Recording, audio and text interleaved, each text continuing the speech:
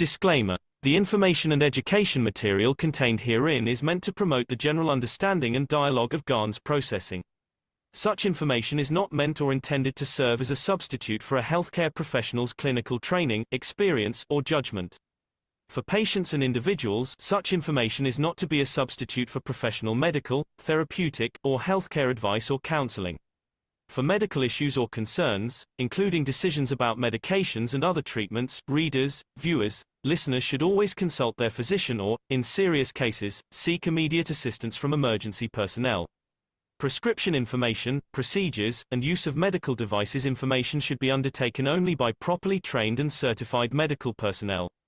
We specifically disclaim any warranties, express or implied, including implied warranties of merchantability or fitness for a particular purpose.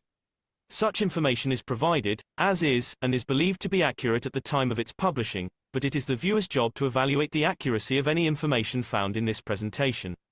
Every case presented is of their own experience, applied by themselves for themselves, and it applies to their case only.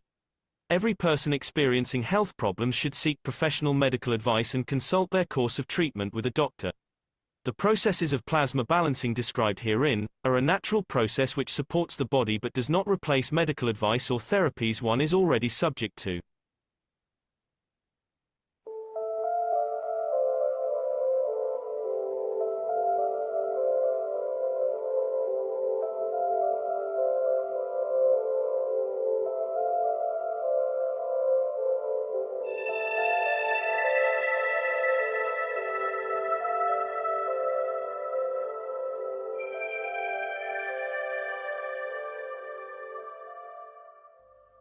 It's time for change to move into the real work of the universe. And it's time to understand that we use the matter state to reach the level of understanding of the soul of the man.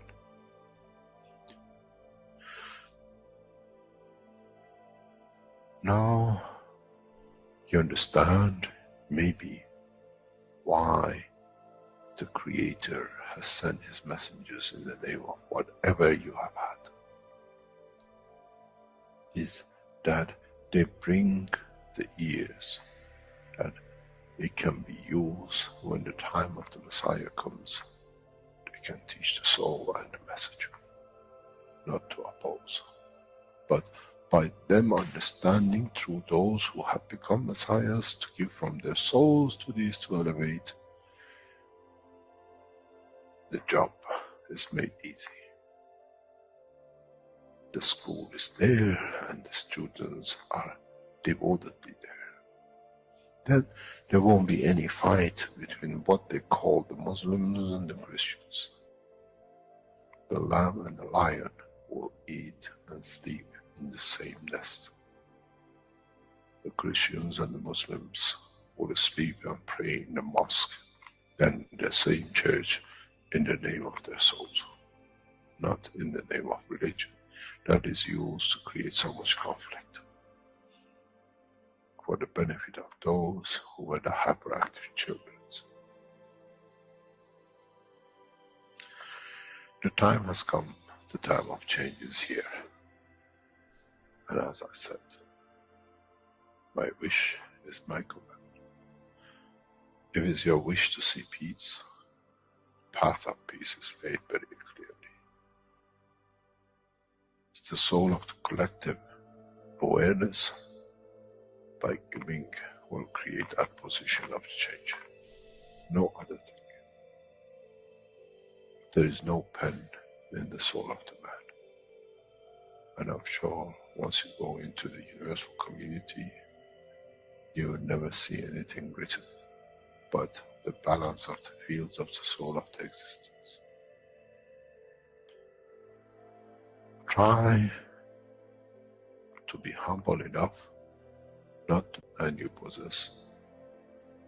Otherwise, you'll fall in the same path of the church and the mosque.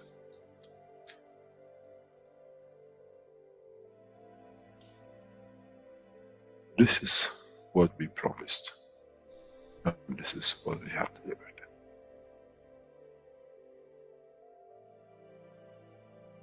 We have to understand the operation of the soul, and we have to understand the soul of the man is a star in the cosmos of the universe. If we compare the soul of the man and many of us, 7 billion in one collection, Earth is like a galaxy with so many stars. When we look in the depth of the universe, we see galaxies with hundreds of millions of stars in it. So is the planet Earth. It carries 7 billion beautiful stars, which are the soul of the man. Carries with it soul of so many trillions of animals, plants, and everything else. So if you look, when someone who does not see the physicality of the earth and its content, what do they see? They see a galaxy with so many beautiful lights shining, each one according to their strength, each one according to their position.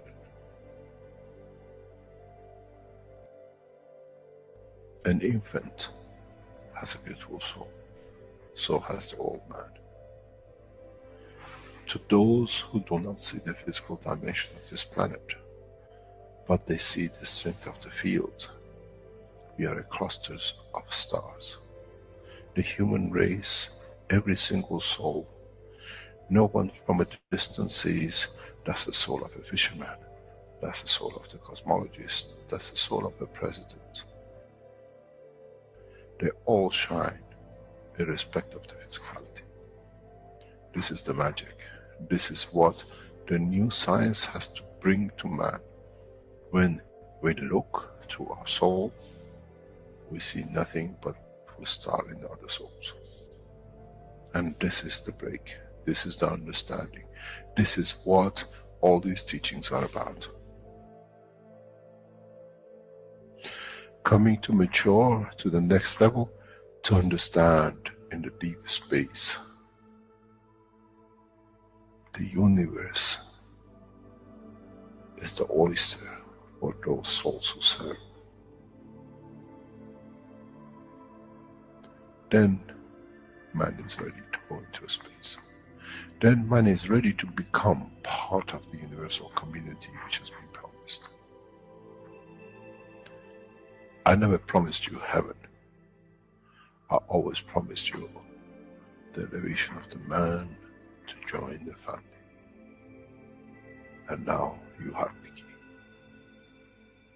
It's you who has to open the door to understand, if I can raise the soul of these people or millions of other souls, that the physical life on this planet changes, then I'm worthy to be part of the universal community.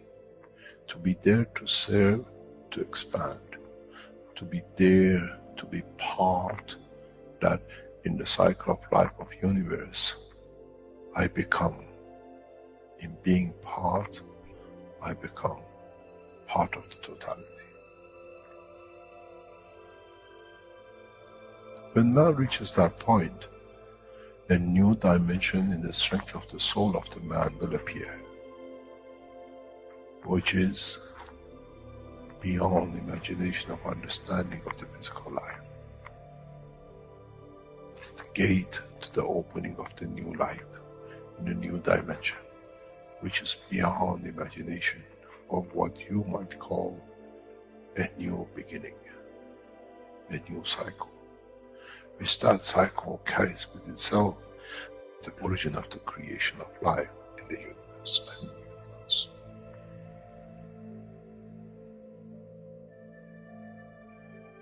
It's the elevation of the soul to serve become the key, not a throne of the physical life. The time is right. The time has come for the man to go through this process.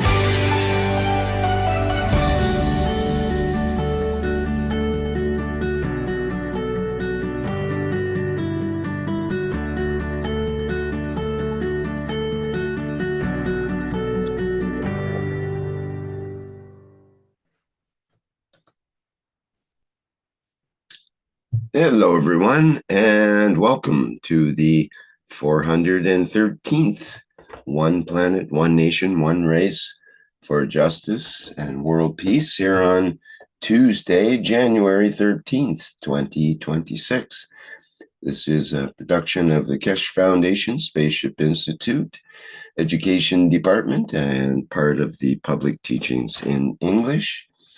My name is Rick Crammond, and I'll be your host once again in this weekly series of workshops.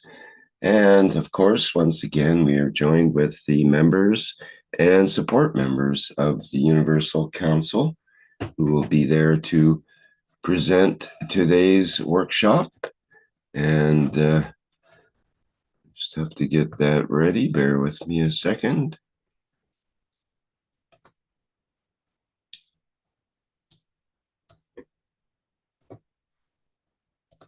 And properly shared. And away we go with the start of our workshop. And I believe we'll have Hello. Okay. Hello. Go ahead, Mehran. We'll have Mehran begin the workshop here. Thank you. Thank you very much. Welcome, everybody, to this 413th One Planet, One Nation. And we are happy to have you here. That's the appointment we have every week to be in touch with the news about Keshe Foundation, about the teachings, the latest teachings of Mr. Keshe, about what we call the wishes, which is the important task of the Universal Council and Universal Council supports together. And that's how we try to change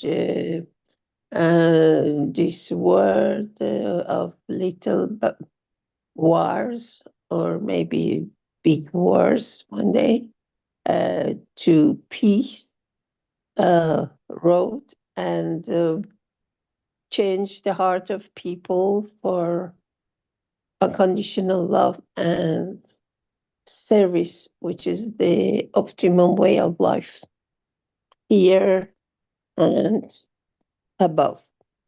So today we are happy to present you about other than wishes, about the peace treaty by Mark, and then some parts of the teachings of Mr. Keshe, which we thought it's fit for you to know about. And then we have transmutation time and knowledge understanding of each of the participants concerning the last teaching of Mr. Keshe, and then an invitation to testimony about KF, and the announcements about what's going on.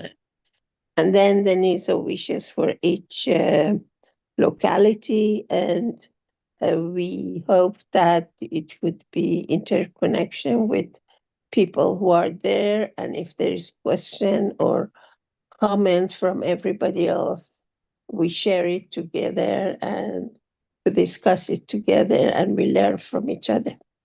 So we start with Mark to continue the program, please. Okay, thank you, Myrnis. And again, the whole structure of the Keshe Foundation is about bringing a permanent peace to the planet and to its inhabitants as well. And of course, there's a famous, or will be more famous, the World Peace Treaty, which is found on the Keshe Foundation and other websites, where we learn to be or become aware that we may need to become more peaceful. Even though I think most of us are peaceful, there's probably some little areas that we could most likely improve in. And so I'll just read this. We, as citizens of the earth from this moment on, accept to lay down all tools of aggression and war. We shall never think about getting involved or incite war or develop or use any tools of war on this planet or in space. And to this we all agree and swear with our nation, our territory, our council, our religion, our city, our town, our body, and our soul. Whichever one you choose, or you could choose all of them. But as we look across the planet these days, we see there's still much work to be done. And hopefully we don't have to get to the permanent peace the hard way, because there's so many opportunities for us to go the easy way. But as we heard in the intro, it's we're just here to awaken the soul of the collective awareness that by giving, we can create a position of change. And of course, we're all invited to do that anytime during the day, and collectively we do it at certain times. But again, the prophets gave the commandments, and I'm certainly not hitting all of them every day consistently. It seems quite far out of reach. And of course, there's reasons for that we haven't been aware of, the energies on this planet and so on. But this is all changing. And actually, we've been given one of the biggest gifts, Mr. Keshe indicated. Imagine giving gifts to the entire humanity. But that gift is called the game of peace and enlightenment. And I'll just read, because I was thinking of Ed's video that he first made with the sleigh and the horse and get plasma. And I was wondering, did Mr. Keshe say this was the cornerstone of the work of the Keshe Foundation? Or was this the backbone of the work of the Keshe Foundation? So just let me read a couple sentences from Christmas. Today is Christmas, and I have a Christmas present for all of you. As we said, we today launch some very interesting, which is the backbone of the work of the Keshe Foundation, which is to bring about what we call the changes that we want to bring and what we've envisioned to be brought in line, and the beginning of the change of what we call the work of the Keshe Foundation. Today, Keshe Foundation launches an amazing system, beginning of what we promised and beginning of what we call using the knowledge, using the understanding of the technology, and bringing the first steps of the change in humanity. And then he goes on, what does this mean? Today we launch a trial session. We give you something very interesting. And he said, we call it this game, the game of peace and enlightenment. So if you haven't achieved that permanent peace, I don't think any of us have that emotion of completeness. We can start to play this game of peace and enlightenment, where we actually teach ourselves by playing this game. And I think, as Mr. Keshe said in that intro, about serving becomes one of the keys, is the elevation of the soul. To serve become the key, not a throne in the physical life. So in this game, you get to serve each and every one of these countries by offering them books of wisdom, if there's such a word, or books of meditation or drinks. So we're collecting resources in the game and we're giving them.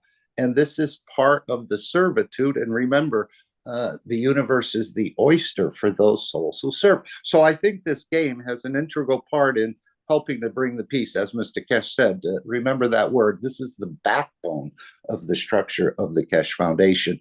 Again, there's no killing in this game or stealing energies or the rest. Maybe someday we'll have cities the same, where there's no killing and no stealing.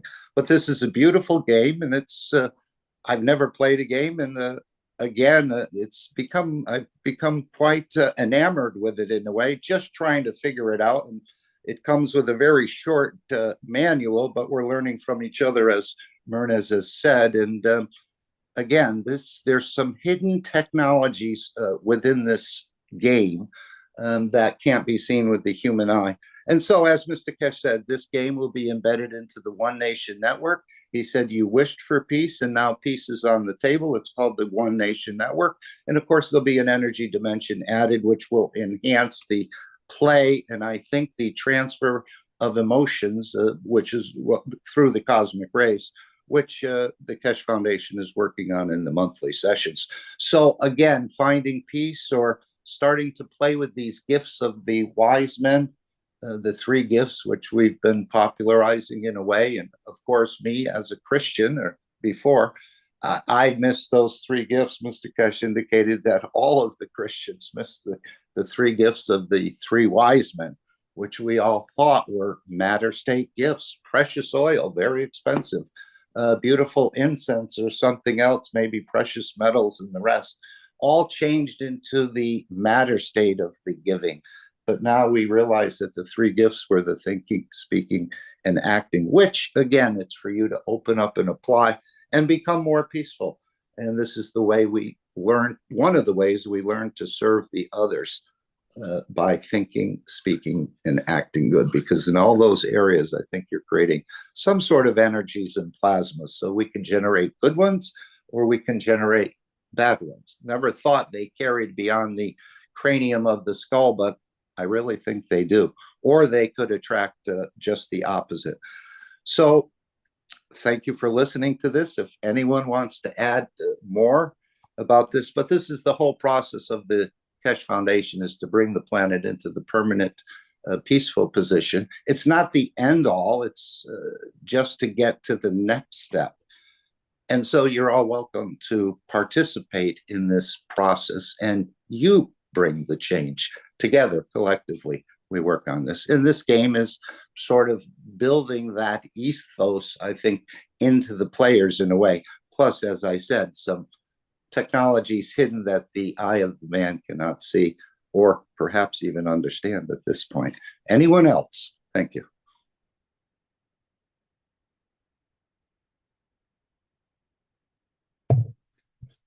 Okay, thank you, Mark. We do have an excerpt from the last Knowledge Seekers workshop regarding the Enlightenment game. Mr. Keshe describes it. It's just a couple, or it's about a 10-minute excerpt here. Yes, it's a different way, I don't want to say alternative, but a different way to, let's say, get to Rome than our current understanding of how we operate in the matter state on this planet, with the working and the pay and trying to survive. This is going to give people a much easier existence once it's fully, and again, it's only in its beta life right now, but as of March, hopefully it'll be ready for the full official release. And of course, there'll be announcements and other things, and probably apps as well to connect to this game. So it's got, I believe it has much more profound reaching impact.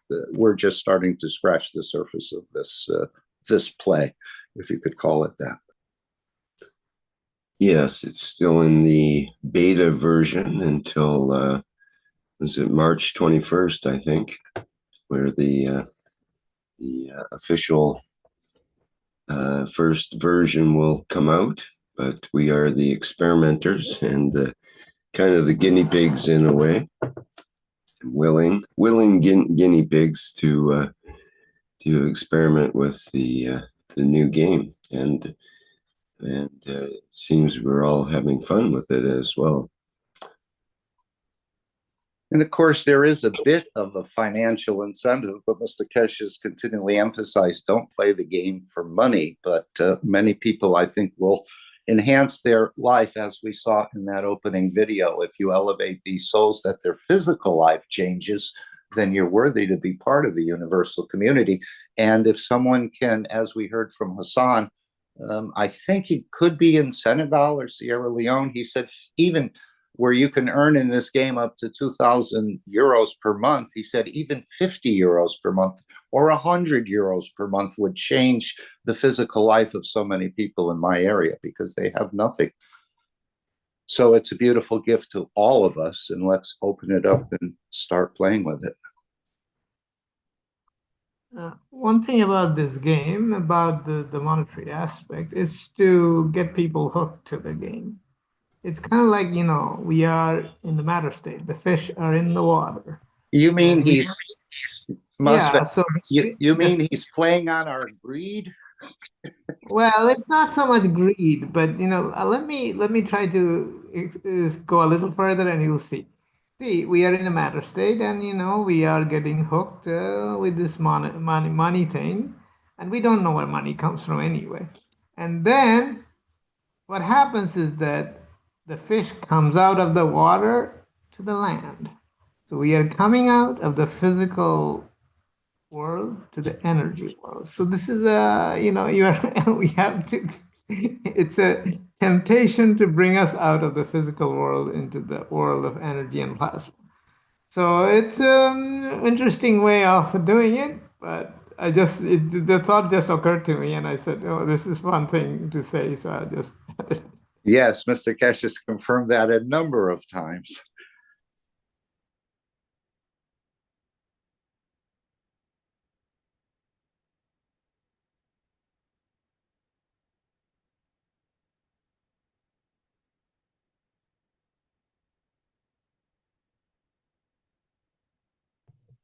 Okay, well, let me get that set up.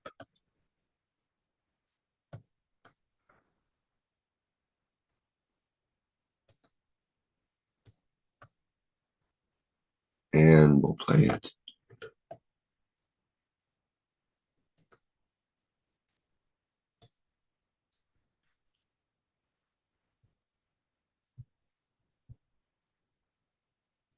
To work.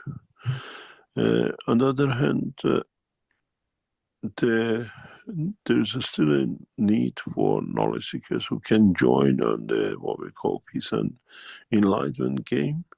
Please join as many as you can to test it by January. We have a good idea of what, sorry, by March, we have a good idea of what needs to be done and how that is done, that we can bring about a process of what we call the next structure. That what we've seen at the moment around us in the world, all the wars we see, all the hardship we've seen, and everything we've seen in the past years is to do with a matter state who holds the power and which currencies are stronger than the other one, which can dominate. And we need to bring the what we call the cash coins into operation very rapidly. That it takes the leg out of these things for this process to go. So please join the game. Bring as many people as you can as we learn what is the limitation, what's the problem, and how we can proceed to speed this up.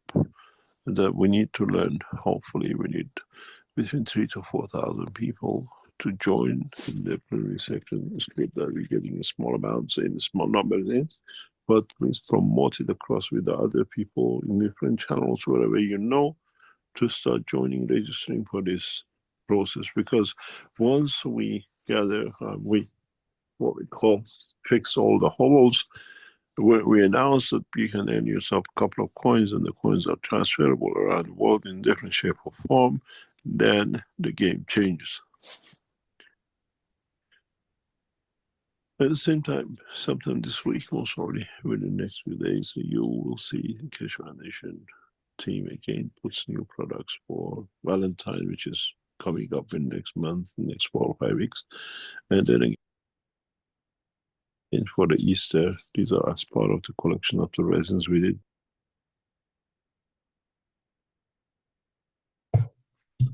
Okay, that's our short excerpt, again from the 624th Knowledge Seekers Workshop, the last one from January 8th.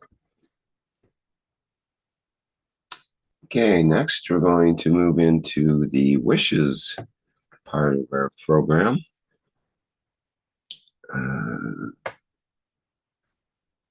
Just bear with me a second.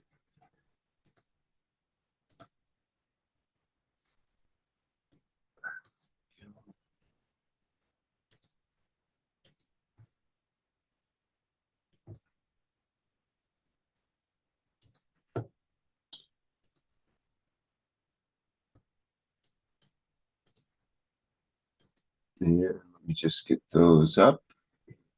There we go. And I believe we begin with Moshfek in this series of wishes.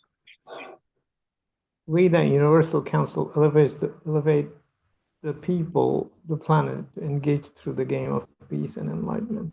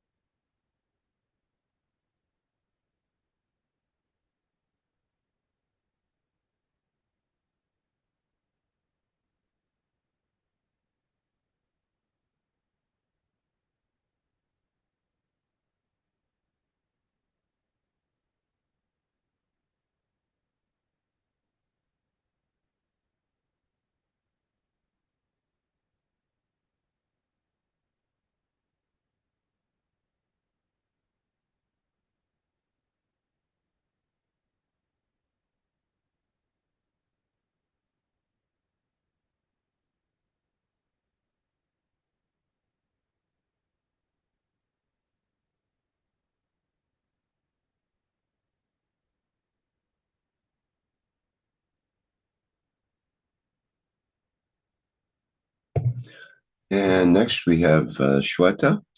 And I forgot to mention that to our audience, we'll have a full minute of silence after each wish is voiced. And so you have an opportunity to contemplate and implement the wish. Please go ahead, Shweta. Thank you, my dear Rick. Thank you so much. Thank you. We, the Universal Council, give from our soul to elevate the soul of sovereign nations so that they live in peace as equals. Our wish is our command. We are present.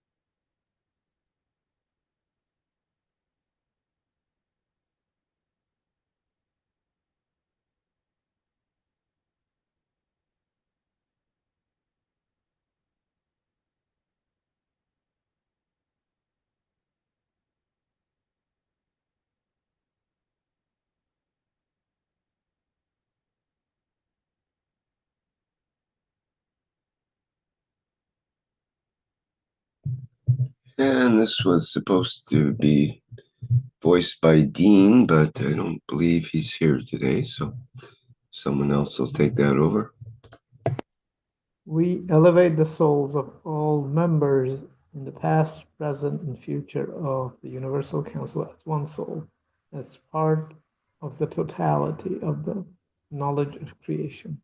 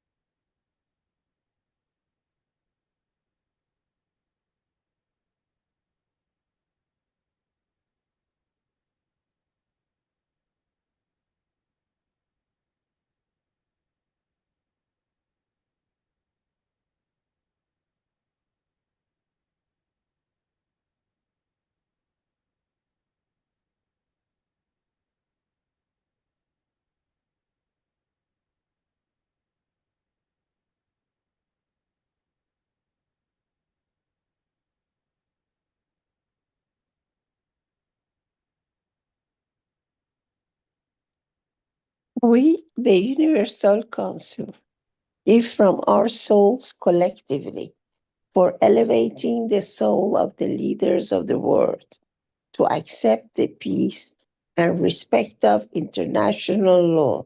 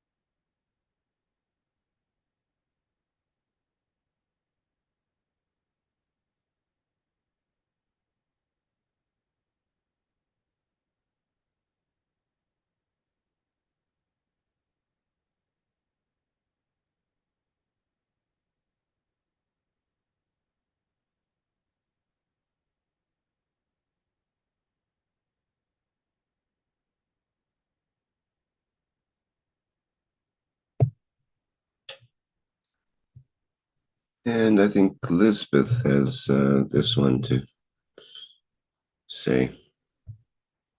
We, the Universal Council, wish one universe, one race, and total peace.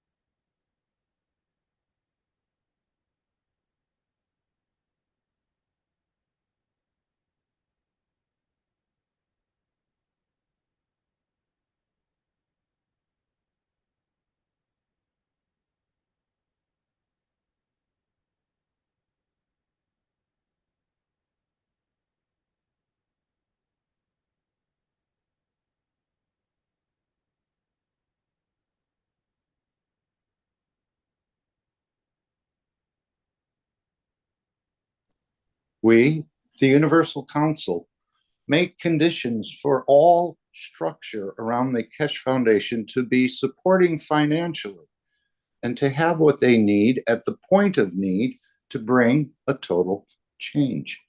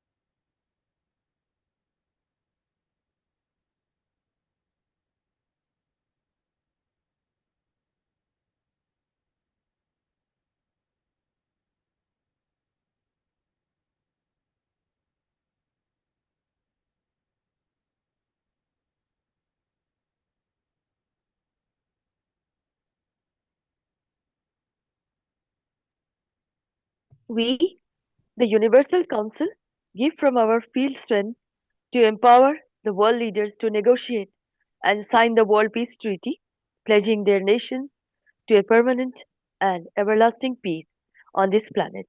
Our wish is our command. We are present.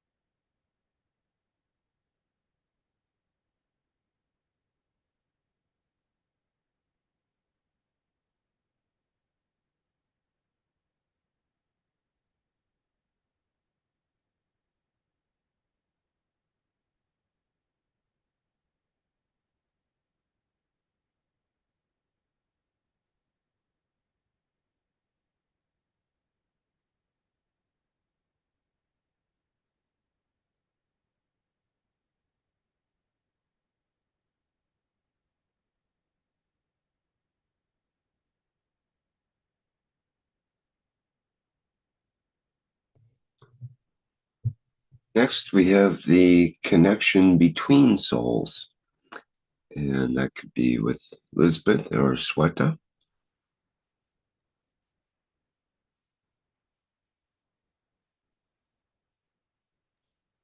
Thank you, my dear. Thank you, my dear, so much. I love you, my soul. I live with you, and I love with you, and I adore you. See what the soul will give back to you. Join the soul of man with the soul of physicality, dear beautiful souls, by speaking these beautiful, beautiful words in this moment. And my soul said, my dear, don't be like a statue in a temple. I listen to me. Move out in the fields of love. Of course. Thank you, beautiful souls. Say these words. These are really beautiful words. And now we are going to do the soul connection as we always do. We are always connected, my dear. Nobody is separated from nobody. Never was. Just we forgot.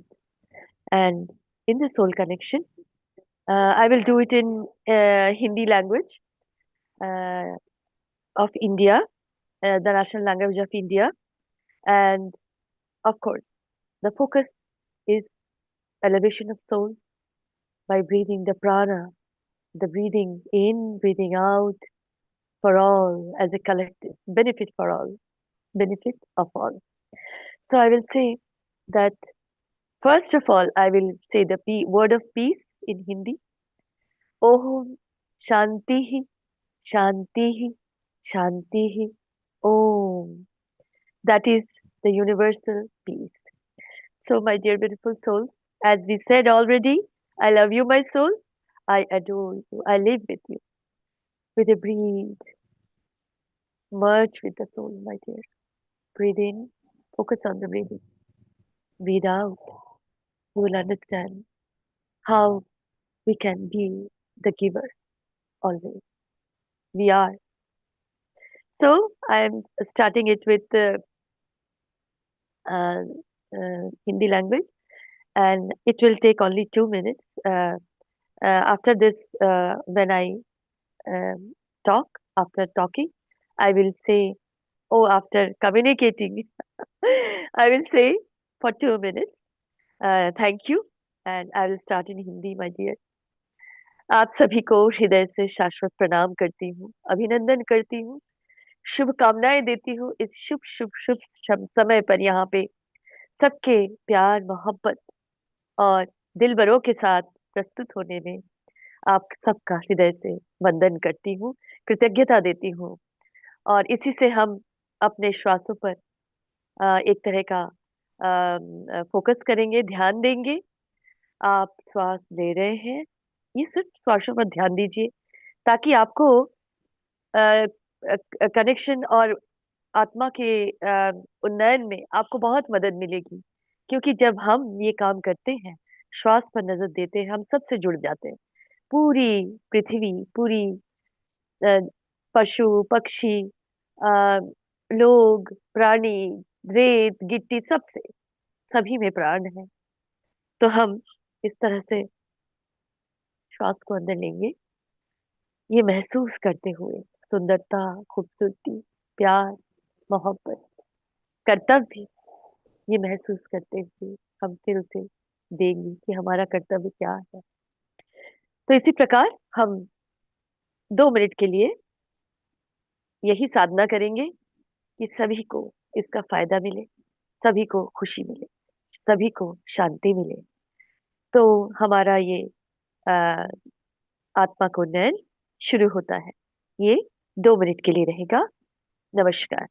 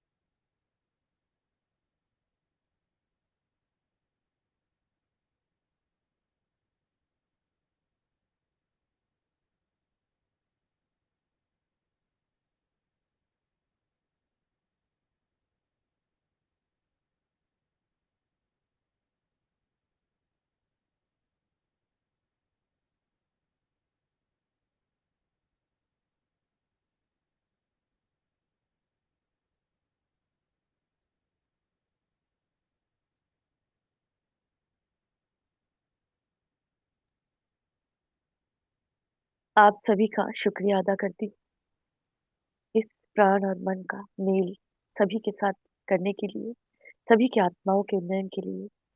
और मैं ये जरूर कहूंगी, मिलती है जिंदगी में मोहब्बत कभी कभी, मिलती है दिल भरों की इनायत कभी कभी। शुक्रिया, धन्यवाद, and thank you, beautiful souls. And some few words like, when we say lovers, we see lovers sometimes. Loving souls, so many.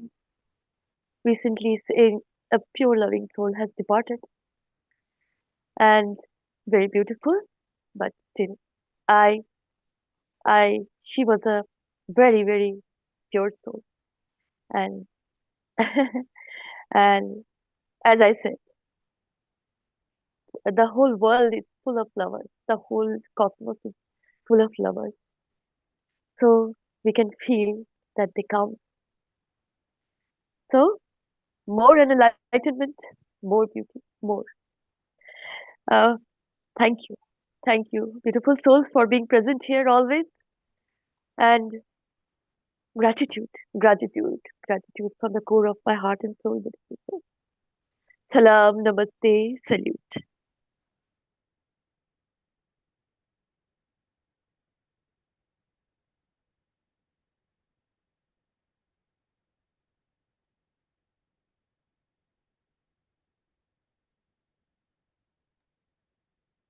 Okay, this is part of the energy dimension where we can all meet in that dimension. We're already connected, I believe, in that dimension, but every day the Universal Council invites the Keshe family, universal family present at Earth, to unifying at the soul level every time, every day at 9 p.m.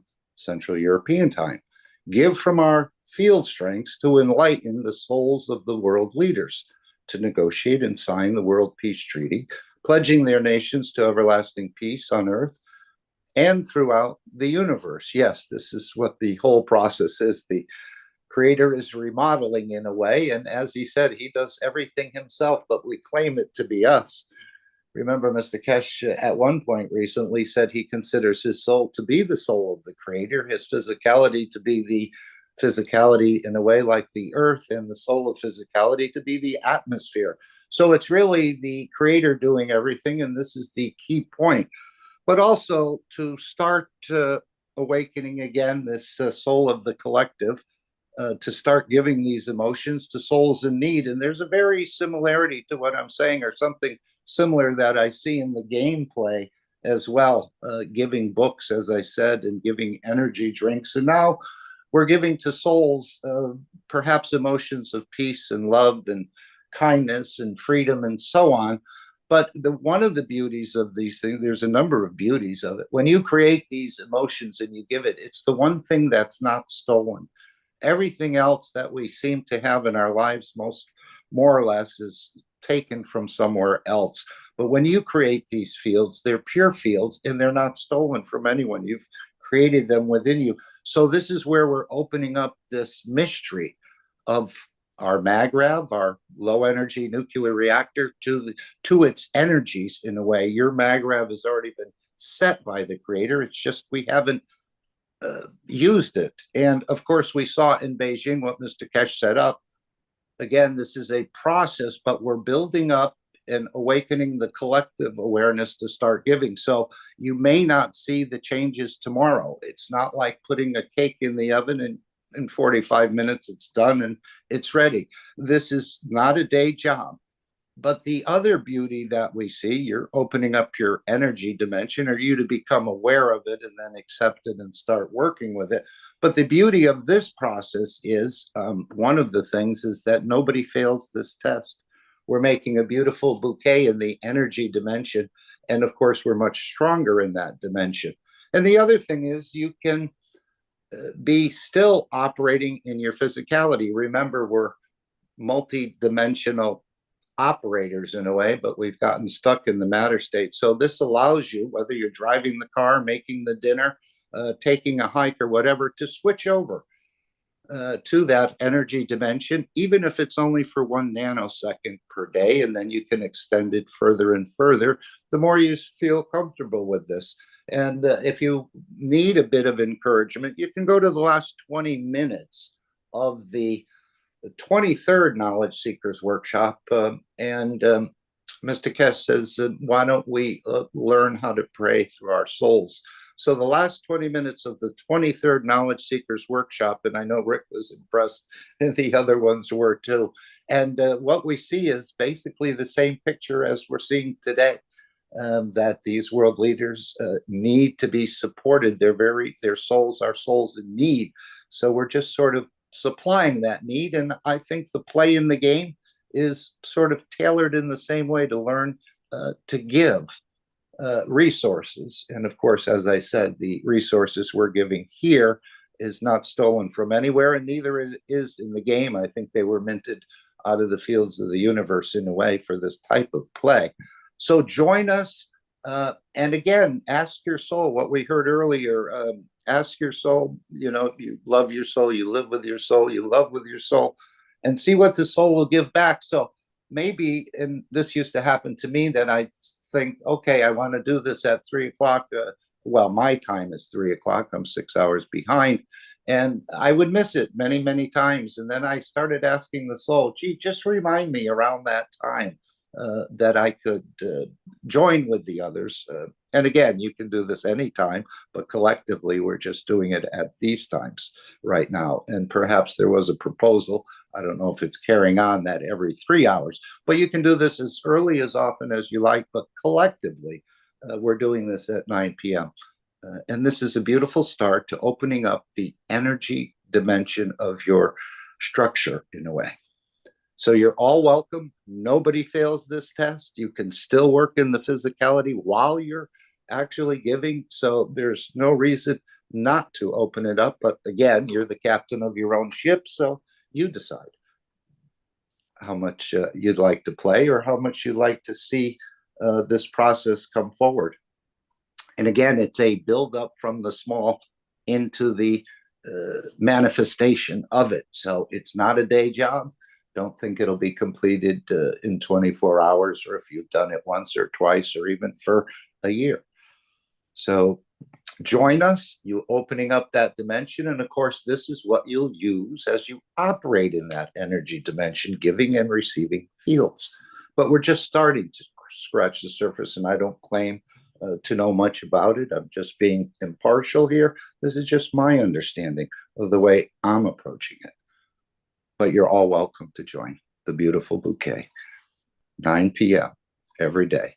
And of course, this will make you feel proud of the work you do and proud of the person you are and proud of the difference you're making.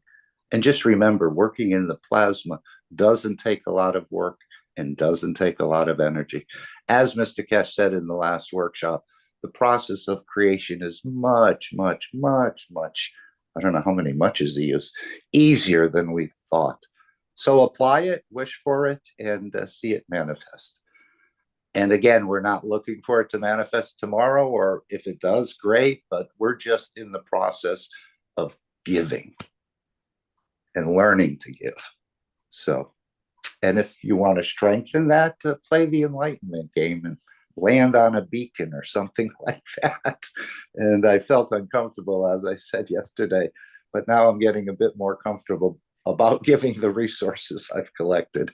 And that's the process of serving. So enjoy the game and enjoy the dimension of energy, which you've been always operating in. We just haven't been aware of it and we haven't accepted it. This gives you an opportunity to actually apply it anytime, not just at 9 p.m. So thank you very much. Anyone else want to add? Well, I could add that the Mr. Keshe has made an announcement recently about the cosmic ray communication sessions, which are similar to what we were doing as transmutation sessions, but they are not transmutation sessions. And he says, quote, the Keshe Foundation, following the launch of the Peace and Enlightenment plasma game last week, is set to enhance the experience of the joy of playing this game in combination with the emotion of enlightenment experience that makes the participants feeling the emotion of peace and being able to open the field's dimensions that brings a new understanding of the world of creation through the enlightenment this game brings forward. Rick, were you trying to show this right now as well? No, I Okay. just have it as a text from Mr. Keshe. Good, because sometimes people like to study the words, but no problem. Thank you. Yeah, and I'll just add the next paragraph, which is, we are set to expand our knowledge in transfer of emotions and enhancing the goal of the game with pleasure, knowing that collective fields of the players in the near future can be utilized to bring about collective fields that can change not only them, but those who are citizens of this planet. So basically, Mr. Keshe is hooking up the jumper cables of his system to the gaming environment, and will be bringing about that emotion of peace and love into the game itself, into us, in fact. So we look forward to that, as well as all the other benefits of playing the game. I was thinking earlier that what they've learned from the 3i, Mr. Keshe, said they were incorporating into this, and perhaps the next time the 3i comes by and they see such a huge change, they'll say, wow, we didn't realize we released so much fertilizer there. Look at these beautiful flowers. But I think Mr. Keshe is sort of taking that knowledge and then even embedding it even more somehow through these systems of what the 3i has left here, or fertilized or seeded in a way. Not only seeded, but left certain fields here. And that understanding, I think, has been collected by the Keshe Foundation. They're going to apply it during the transmission sessions, and then they're going to embed it somehow into the gameplay, I believe. But that's just, again, being impartial to my understanding. And perhaps all the beings of the universe, the word will get around and they'll all want to come to Earth to play the game. The word is already around. The souls have lined up. I mean, the souls have been lined up to come into the matter state. They're fully lined up, even way before this. Maybe they just need the game as an excuse then. Well, perhaps, as he said, many of them, do want the experience in the matter state, but they have to hide themselves because of our behavior. So perhaps once we become peaceful, we'll actually have more open interactions with the universal community, because we become no threat at that point.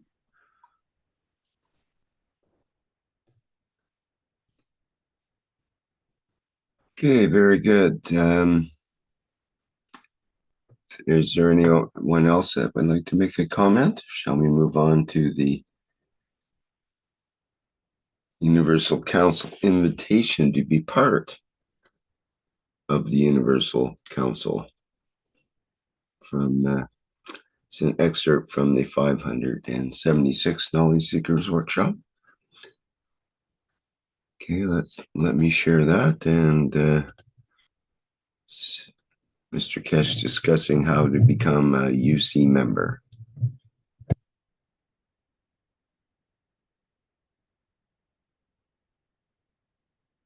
There's something which I should have made announcement. As we are structuring in a new development of the Keshe Foundation, is worldwide application and implication. As we set up the structure for Universal Council, a number of Universal Council members have become old and they reach the age of 60, and they served during the 60 years they are there till 61. They to run the functionality of the operation of the what we call energy dimension, the Universal Council members, if you want to become, please consider and let your soul decide of any languages around the world, as these will be announced very soon internationally. And we expect the souls to serve. And if it's from the knowledge seekers who understand the technology with dimension of the soul, you can apply for to be added to and become a member of the Universal Council.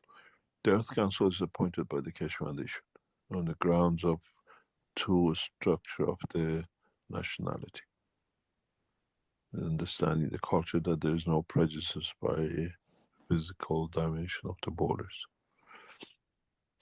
And so if you feel your soul is there to serve humanity in expansion and the growth of it, just apply for it at the Keshe Foundation or send the email to info@keshe.foundation. Say, I would like to be a member of the Universal Council. We receive this regularly, and now we're going to expand this very rapidly due to what is to come and what is to be done. Thank you very much. Thank you, my dear Rick. I also want to add to this beauty. Welcome, welcome, welcome, dear beautiful souls from all over the world, the planet. Please join the Universal Council membership and Universal Council support membership, dear beautiful souls. You are so welcome in this time of, well, peace and enlightenment. This is time to serve, and we are here to serve. Thank you so, so much. Salam, namaste, salute, and also we invite you to connect with a member of the Universal Council to send us your question to be answered live each week or needs of your community. This process is like now what is happening is everything is transmuting in a way in the universe. We all want to know. And we also invite you always with our heart and soul to join all the Telegram groups from wherever you are of different languages of Keshe Foundation, Spaceship Institute organization. In the Telegram group, you have your questions, or we can say we are all learning, we are all knowledge seekers, beautiful souls. We will share each others feeling, emotion. We will share love, we will share peace, we will share abundance, dear one. Share what you want to say. So thank you so much. Join the Telegram group of different languages, and we are always here as together. So this is the time of this oneness. Thank you so much. Thank you. I was Yes. going to say, sometimes it's hard for people to get a link sent to them to join a specific Telegram group, but I was just thinking if they join the game and there's a chat feature within the game, they can sort of share what they need, and maybe we can pick up more interest that way. As you say, you want to be a member, or if you request a question, you can put that perhaps in the game, and somehow it'll find its way into the Universal Council much easier. But yes, continue to try and join the telegrams. But I do believe you need a link to an invite link to be sent to you. So in the game with the chat feature, you could ask someone send me a link to this particular address, and so on and so forth. Is that viable? Oh, beautiful, my dear. Excellent. There is always, we have to make everything simple. Simple as it can be. Thank you. Thank you so much. As when we were joining the Keshe Foundation, we have just slipped in like that. Yes, of course. Thank you. Thank you for the suggestion, my dear. Thank you so much.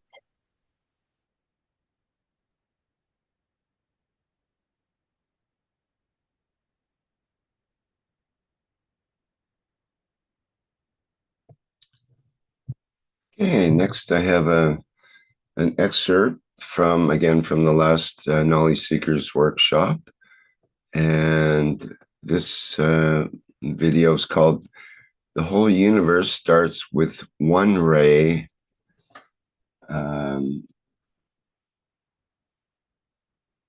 And again, it's from the 624th Knowledge Seekers Workshop.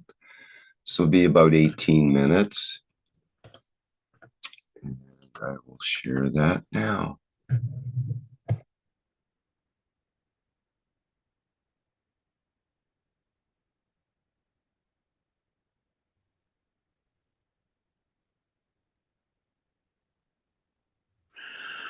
The wrong way around for past 3-4 years, as we started with the soul and then we start understanding cosmic rays, we come to a point that, as we said, we have to look at the origin of the magnetic field. It's the collection, interaction, division of the magnetic fields which leads to creation of plasma. And then that plasma in different names has the sun, the soul of the man, the black hole of the galaxy, and the black hole of the universe, and the rest of it. But how does the magnetic field become a plasma? Singularity with a confinement of the space leads to creation of life. With one single ray, one single cosmic ray, one can create a galaxy. If one knows how, if one understands the process of the creation, understanding that everything has a strength, everything has what I call stretching point, and then everything at a dimension of the boundary has to return, divert, reflect, converge in the space which the what I call strength of magnetic field allows it to exist. And if one understands this, with a single cosmic ray, man can create a galaxy, can create a universe. This does not need to be much if one understands the principle of the working of cosmic rays.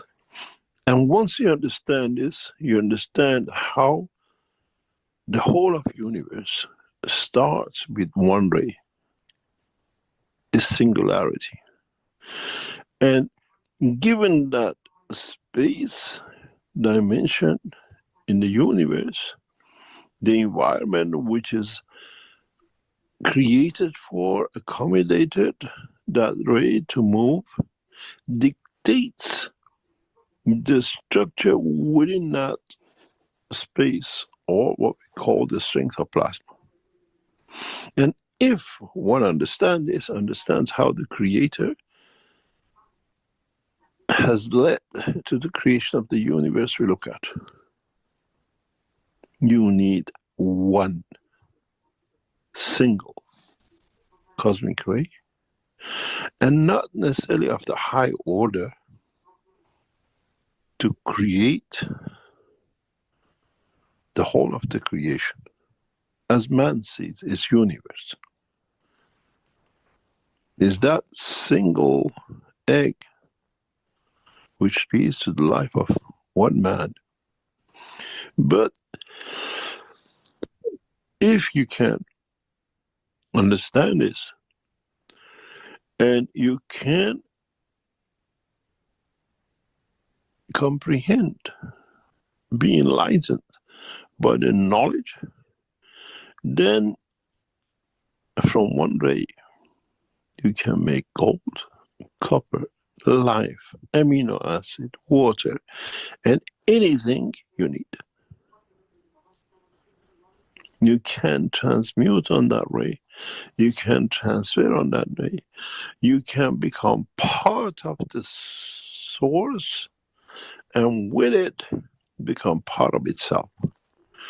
There is a principle in the world of the dynamic magnetic fields, or magnetic fields in motion, that the division leads to creation of the stronger field. What does this mean is that if you peel a magnetic field off, inside it is a stronger field than its peel. And at the same time is magnetic field strength dependent or measurement. What this means if I hit a magnetic field in a direction of this containment, the reflection of it is not weaker, but is much stronger. It does not give fields to its point of boundary, but it absorbs energy from its boundary to divide itself, to reflect, to come back.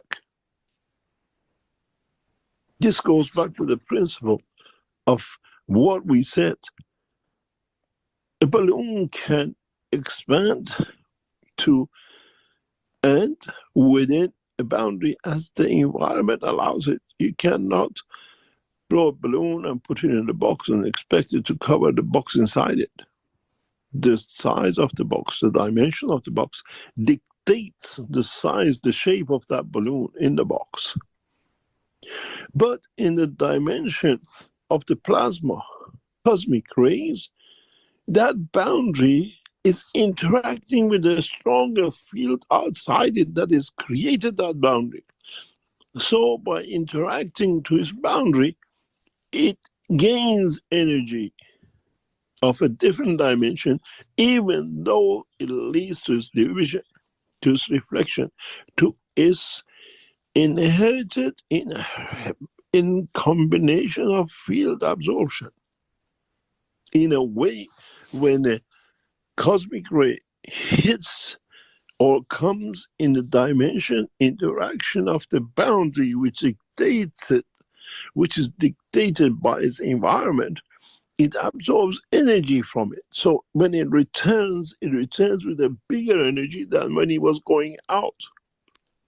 This is one of the reasons that gravity works. This is one of the reasons that man has not understood the process of the creation is different in the dimension of fields than in the dimension of matter.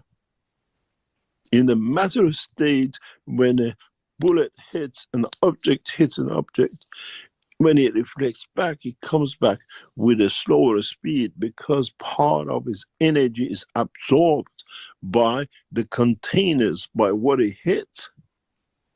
In the world of the energy and plasma, if one understands that there is no solid position, we don't see a solid wall on the surface of the sun, we don't see a solid wall on the environment of this solar system. The dictated condition, the boundary is soft, spongy, with no dimension, and in that process, it absorbs energy as much as if it is within the speed limit of the containment of itself. If it's low, it stays, it slows down, it gets contained. But if it's a higher order speed, it gains energy from its environment. And that energy, when it comes back, on the way back, now is not hydrogen anymore. Now is deuterium. Now is helium. Now is carbon. Now it becomes a higher density. And when the atoms hit, when the plasmas contact and become interacted, that energy is so high compared to the environment that it absorbs energy from an environment that allows it to divide.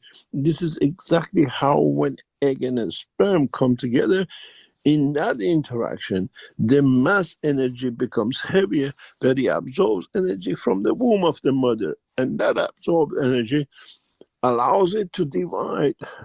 There is no difference between the process of a cosmic ray from the creator and condition it has within the environment of the universe than the womb of the woman when sperm and egg come together. That coming together is not gentle, is absorption, amalgamation of the fields, which in that point it becomes heavier than its environment. So it pulls in energy from the womb of the mother, it pulls energy from the dimension of the universe, and in that process, in absorbing more with the balance of the environmental condition, it cannot hold, it divides, it leads to creation of the galaxy, it leads to creation of the second generation of the cells. Then it leads to, and then increases by absorbing more energy from the boundary environment of itself, division of cells, creation of galaxies, stars, and the rest.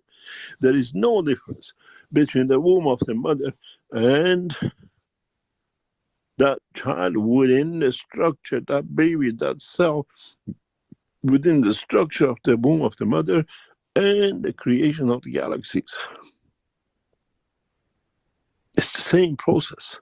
All starts with one ray, all starts in a combination of one magnetic gravitational field force, which by absorbing energy from its surrounding dimension of the fields in reflection back, interacting with itself when it gets peeled off in conjunction and in contraction, to creation of the suns, to creation of liver, to creation of solar system, to creation of a kidney. There is no difference. It's just that we have given different name. One we call the Milky Way and one we call the liver, and everything generation of the cells.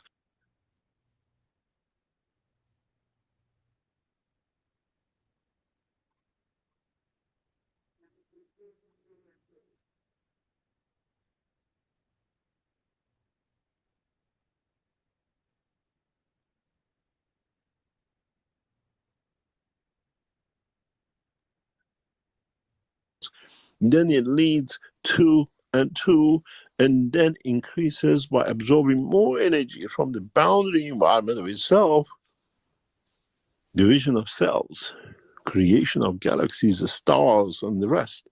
There is no difference between the womb of the mother and that child within the structure, that baby, that cell within the structure of the womb of the mother and the creation of the galaxies. It's the same process.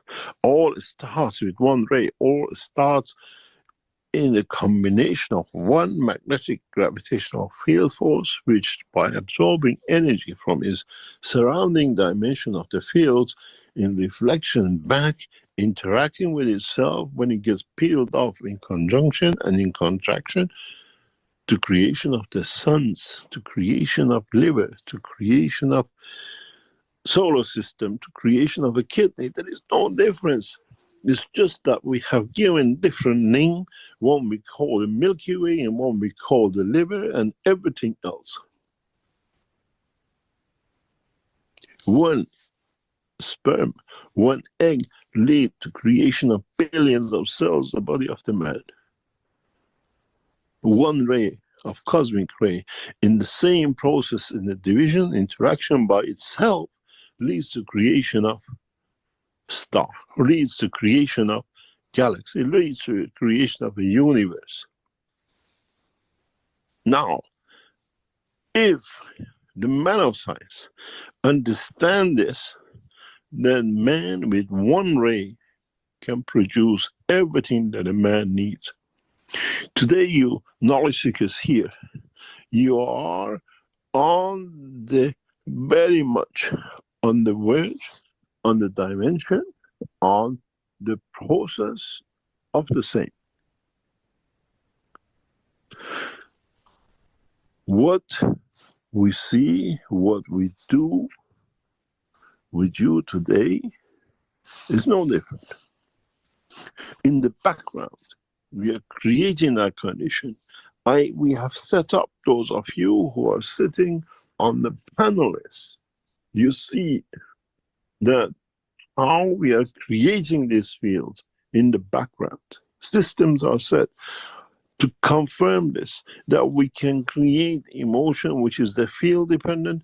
We can create at the same time matter, which is sitting within the boundary creation of the structure of the skull of the man, creation of the structure of the cells of the brain of the man, the creation of the structure of the physicality of the man.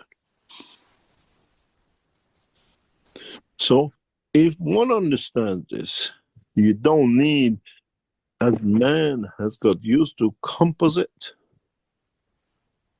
man needs singularity.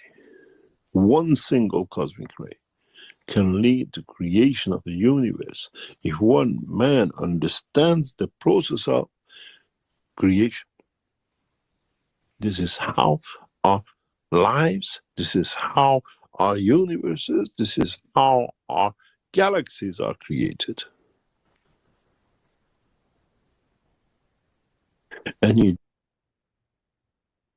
don't need huge power to create it. There is no reality in a Big Bang theory, because if you understand, life starts at the simplest point. We do not see, we looked at, we have all the tools to look at the cosmos and the galaxies for decades. We never seen a fast moving light and fields going from one side of the universe to another.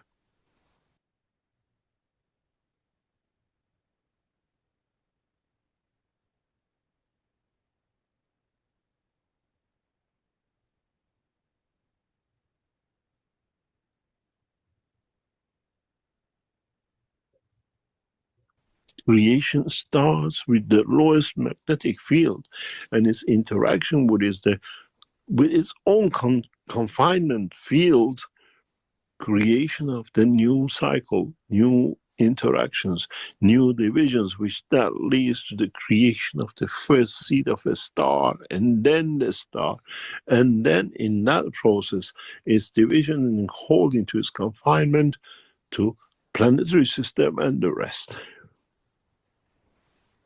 The marvel of understanding the creation is to understand the process of the creation, not just by looking at the creation and saying, what a beautiful thing.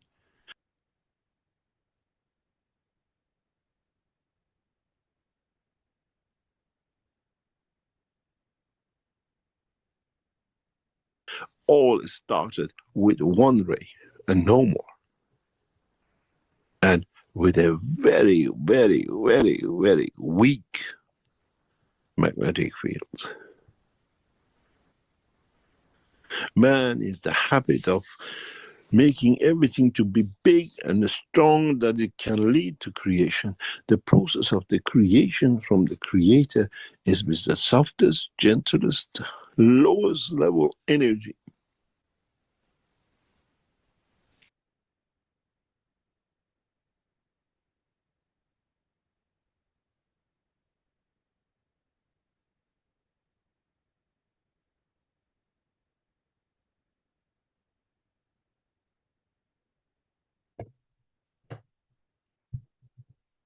Okay, that completes that excerpt.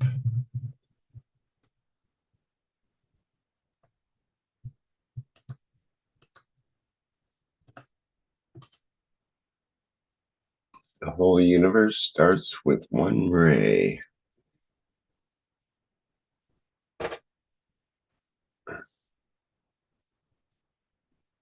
And next we have the let me just double check here that I'm in the right spot. Yes, our knowledge and understanding from the 624th Knowledge Seekers Workshop. And that might be with Mashfaq or others that would like to contribute.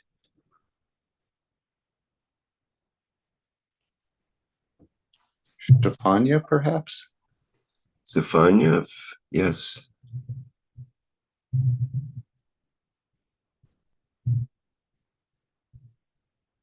Hello, good evening, good afternoon. Sorry, I was too slow to. 1 second, I have to. Can you hear me properly? Sorry. Yes, we can hear you, Stefania. Fantastic. Yes, please go ahead. I'll get the background video up for you. Thank you. Thank you.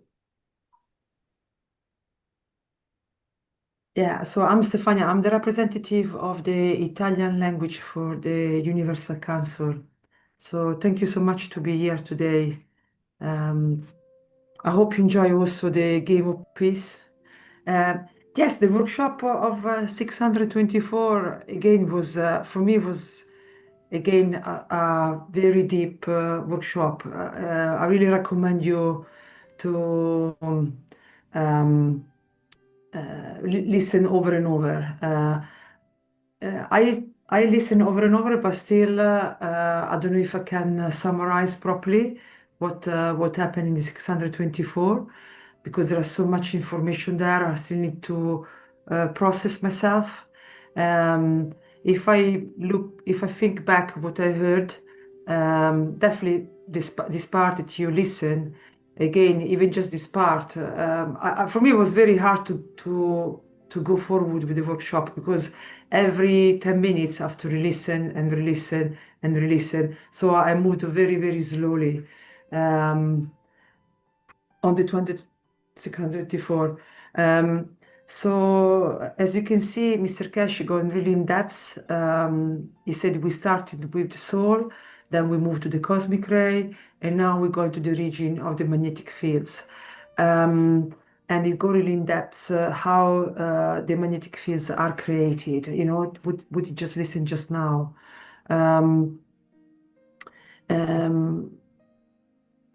I definitely maybe need a mushfaq to summarize in transmutation. Yes, so definitely for me was a very in-depth workshop. What to say? What about what we just listened? What I found very interesting for me, so what stood up for me in my memory of what I read and listen now, was the fact that there is a big difference, as we already know, between the energy side and the matter side. So here, Mr. Keshe really make the point that everything starts with one fields. So one fields from one fields you can be this. You can create the seeds that then create all the universe, all the galaxy, all the sun, everything you see around you. It's started with just one ray, and I really like the fact when he said that it's his singularity in his containment. So. So basically, one ray explain when it's going to the this is what I understood. Obviously, when he goes to the boundary of his containment, the what also we call him also the magnetic strength that define that size of that containment. When it bounces back, it's stronger than when it went the first time. So the fields, when you return, it gets stronger. So this for me was very interesting because, as explained as well in the workshop, in the matter state, it's the opposite. If something goes against a container and come back, it is slow down in energy, so it reduces energy. But at the energy level, the magnetic fields actually become on coming back and coming back and coming back, becoming stronger and stronger. So it's very interesting when you also say it's the same ray, they become deuterium, then tritium, and then hydrogen, and then it becomes so high, then it starts to divide because it cannot be contained anymore because it become stronger than the environment. And then I don't know if I can repeat everything that Mr. Keshe said but this is the point that was for me very interesting. They become stronger and stronger. Another point that for me was interesting is when he said that we all know that when you peel, you usually it will also make the example of the banana or the onions. So when you peel the layer, the more you go into the center, the stronger the fields is. And this also for me was very interesting because he said that no one really understood gravity. And Mr. Keshe in this workshop is going to explain what is gravity, by describing the fact that the fields become stronger and stronger in the center. In my head, the word was coming into my mind, but I don't know if it's correct. It's employed. It's like the fields get stronger, then attract more fields. But I don't know even if it's correct to say that word. What else to say? Because this was really quite difficult for me to summarize because I'm still understanding myself. Let's see. Other things stood up in my head was I guess the box that define the balloon. That for me also stood up as well because I was thinking, this is very connected when you were talking about the time, how we create time. And I remember when he was explaining to us in this past teaching how we create time, and he was talking about he was making a draw of a star formation.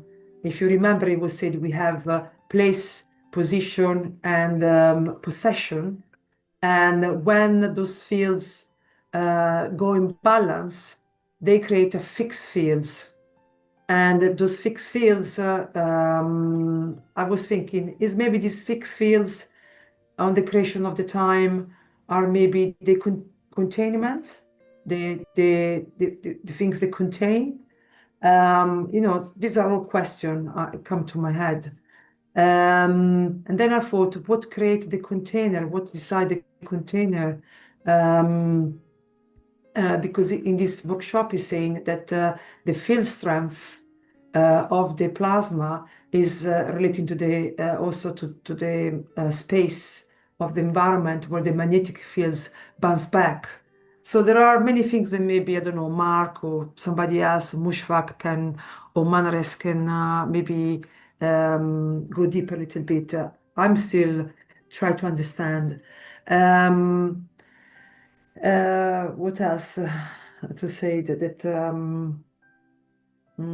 yes, that the boundary are like a sponge. I think this I said before, and then he make the relationship of the brain. Also, the brain is like a sponge.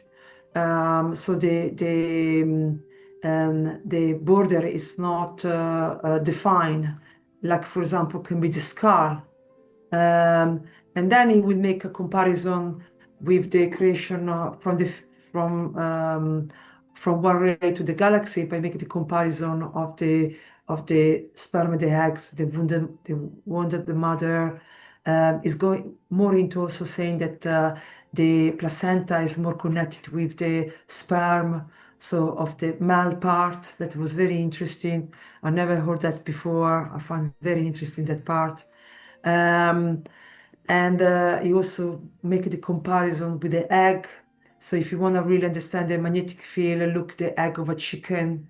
In the second part, if I remember very well, because I didn't re-listen recently, you also going more into as well the why the magnetic fields. The second part is also super important because in the second part is going more on saying why emotion are so important. Going to explain what emotion are, and because explain the reason why are the key for us to understand to make the transmutation. Because with emotion, when you create emotion, because it's all at the energy level, and because the boundaries are like a sponge, they're not like fixed like the matter state. The boundary, they can, the emotion have no limits. They can traverse the skull and that they can go as far as we can even think of. So very important again to understand the meaning of the motion. Okay, these are the things that just stood up in my head. He talked more obviously about the game of peace, and he talks more about the fact that he really needs support from everybody financially. The Keshe Foundation need real support, and if you want to change the world, it's understandable, because if you want to make a big change, if we want to change, make a switch and really turn the world for the better, the change is huge. And obviously, if you want whatever you want, if you want something to happen at a huge scale, the work you have to put inside is equal. So the work has to be done is huge, as much as the change we want to achieve. So I really understand the fact that the foundation only looking for financial support, because if you want to make a huge change, you have to have huge, big amount of number of support for be able to make a change of that scale. So definitely, my wish is that anyone who can help financially somehow, I really wish that the foundation get all the funds they need to make this change. And I'm sure they will be always in need, because, as I said, is enormous change we try to achieve here. But I'm sure if, I really hope that with the plasma game, more people start to play the game, we start to have better understanding, more people start to have better understanding what we try to do as a knowledge seeker. And I hope that more people will join us, and the more we are, and the easier we'll be able to achieve everything. I know we need a lot of scientists. I know we need a lot of. He was looking for a lot of people who were good in crypto, good with programming, with computers, even with the game itself, because the game now we're in trial. Everyone is playing now, but the foundation still try to find out how to improve all the little mistake we can find in the game. So if you find any mistake, you have to report it back so they can improve the system. And if you know anyone who is very good in programming computers or games, or have expertise in crypto, definitely refer to the Keshe Foundation. So I think this is for me now, because as I said, I'm still digesting the 624, but I do really love this last workshop. I thought it was really amazing. Even the system, we're attached to particularly set up systems. I found myself a very different, something has changed since last week. This is just personal. I think I felt like we had like an upgrade on the systems. I felt very different since last time. So I don't know if Mark or Maranes or Mushfaq want to add anything, or anyone, to the 624. I'm sure I forget a lot of stuff. So if you want to add anything. Not really. Thank you, Stefania. That was very enlightening. But as Mr. Keshe has often said, these will be opened up more and more in the next coming periods as well. So thank you.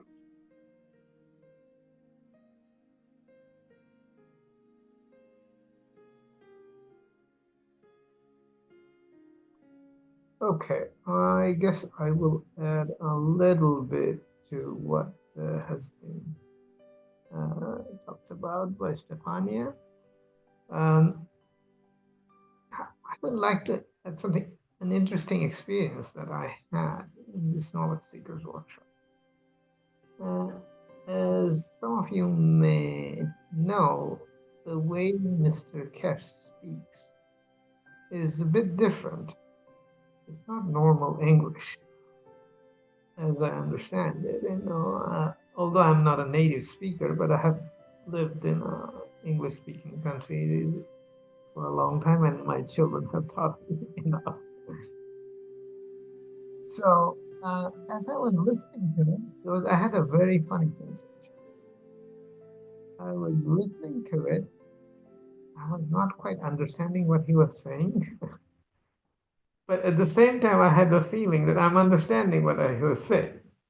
It's not that I could consciously say anything about it, but I just got it. I thought. But it was a very odd, it kind of like half of me doesn't understand and the other half understands. Well, it's, as you know, which since I have tried this myself, there is a transmission at the level of conscious level with the language, and there is another transmission happening at another one or more energy levels, and any of us can do it. And I have done it, and you can see the effect of it. And this knowledge seeker workshop kind of happened that way. When I listened to it, I said, well, I'm not quite getting anything, but I got it. The game is making noise from background. But in any case, so that was a very odd experience, and I said, okay, I don't want to overthink it, but next morning when I woke up, things came together rather nicely. So this is something to take note of. Maybe not just me, but others are understanding it in a different way, not your normal language transmission. So this is what I would like to add. And, so having said that, let's get back into what Mr. Keshe was talking about. And, Stefania touched on several things about plasma. And as we go deeper inside plasma, it gets stronger and stronger. Now, a ray can penetrate. It's the thing, penetrate plasma. To what extent it penetrates depends on the nature of the ray. The energy, in a way, if we can think of a ray is both energy and, let's say, information. They're not really separate in plasma, but the ray contains that kind of characteristic. So it, depending on the environment it is interacting with, it comes with a certain strength, very precise strength, to create cascade of effects. It's not just one effect. When we made gases, for example, we had, the primary gas of CO2, but the field that CO2 created, in turn, created other things. And that's part of the whole picture. It's not just, it stopped at CO2. And it's particularly complicated in case of when we had three elements, like in creating one cup. It's extremely complicated, the field interaction. There are fields that are adding together, there are fields that are subtracting from each other, and then there's also the multiplication effect. And some of it in an exponential sense, or it's an order of magnitude, the way Mr. Keshe. So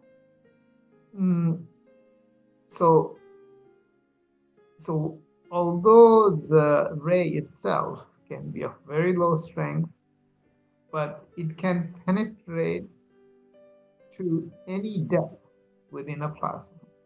So it can essentially trigger any field strength from nothing to the highest level, or which is at the center. So, and depending on where it hits, it creates a cascade of effects. And the cascade depends on other elements in the environment too. So it can, as Mr. Keshe said, it can combine, it can, what do you call it, divide as well. So it depends on how the original ray, what strength and how it penetrates the environment it is interacting with. So it is, the thing is that if you take simple things like our gas making device apparatus, you can see these kind of, you can work out actually piece by piece various fields that you create. I mean, when the field next to each other, like the two plates, they're subtracting and you're getting the field carbon 6. But as you move further away, they start to add together when you have two plates. Coil is a different story. There's a multiplication effect there. But so from a very low field strength, you can go up very high, especially with when you have multiplicative effect. You know, when Mr. Keshe was drawing the ray, remember he drew not just the line, he drew a spring type of thing. What is that? Because when there is a ray flowing, it creates a field around it. And that can create all kinds of effects. It's not just the ray going. As the ray goes, this like current going through a piece of wire, it creates a magnetic field around it. So the interaction starts not just along when the ray hits, but also around the ray.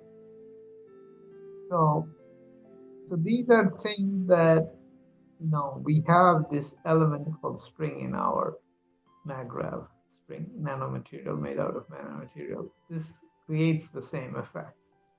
If you make something flow through this kind of spring-like structure, there is a flow in the middle too.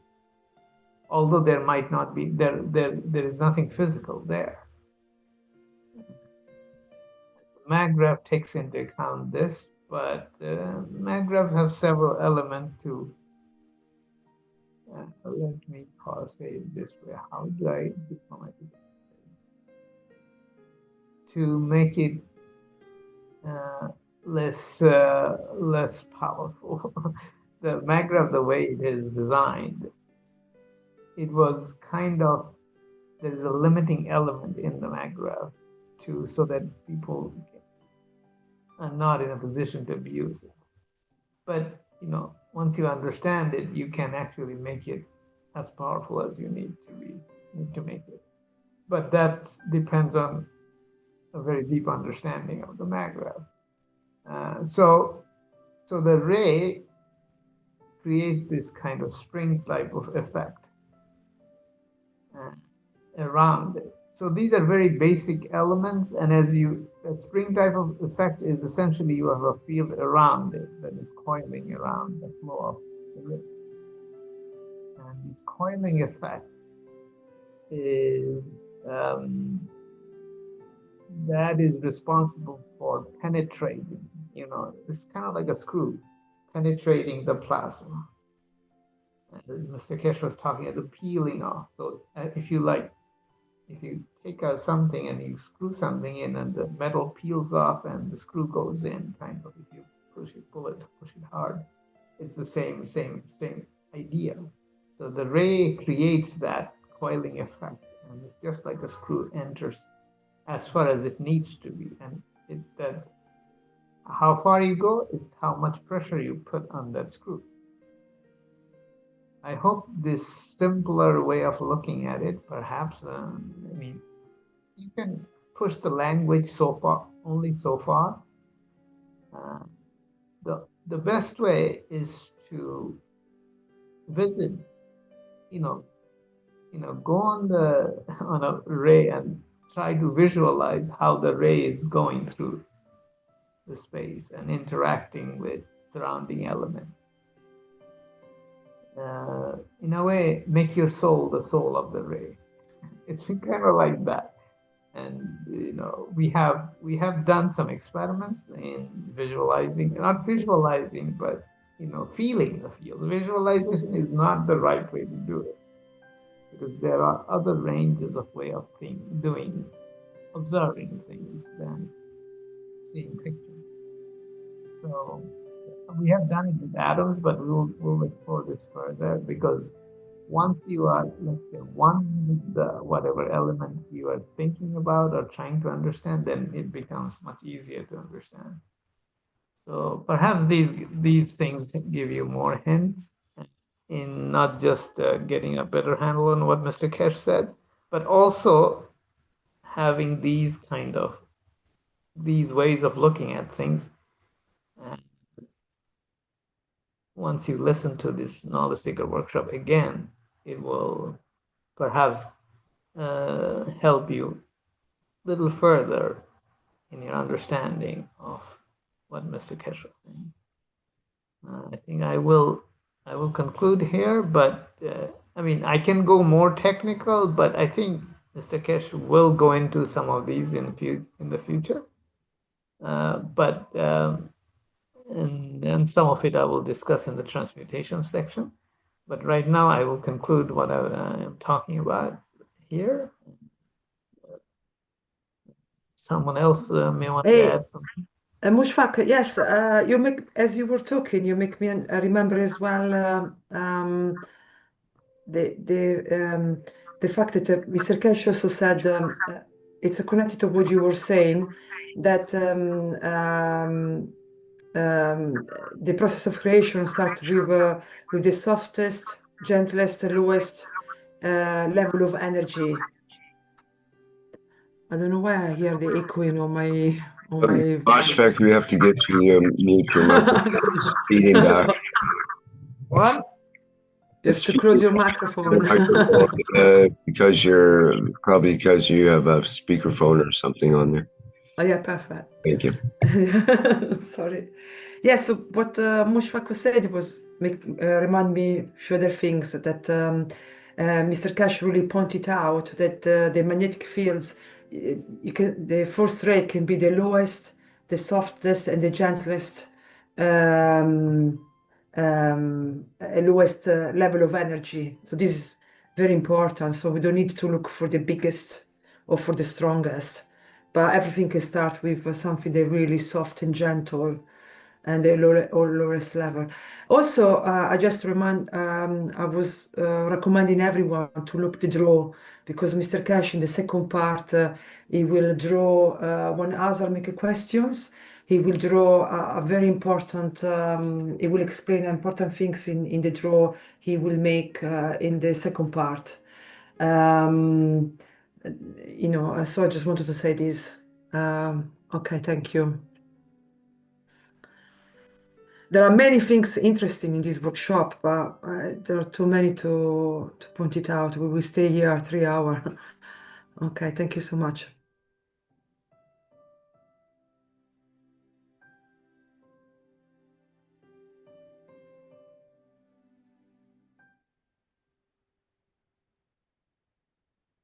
All right, great. Thank you, Stefania, for that, and Mashfaq. And we'll move on now to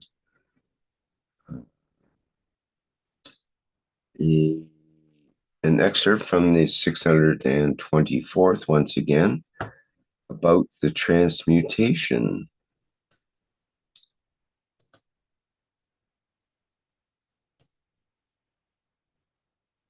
And this starts at the 1 hour and 49-minute mark.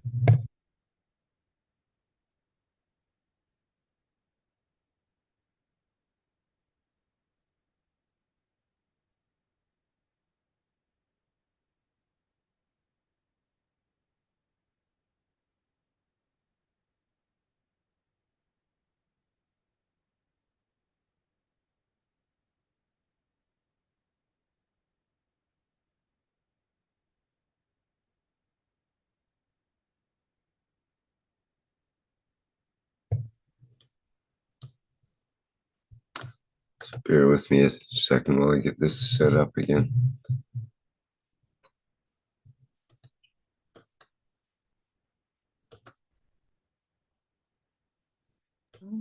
Rick, I think it should be 139 to 147. Where did you get that from?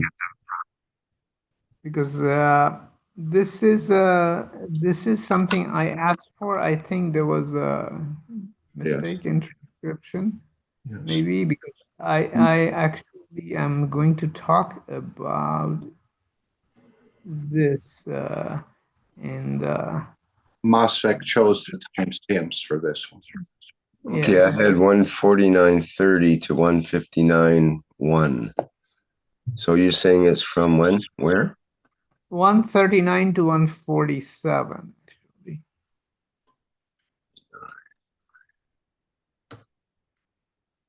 Okay. I'll start that now then. Thank you.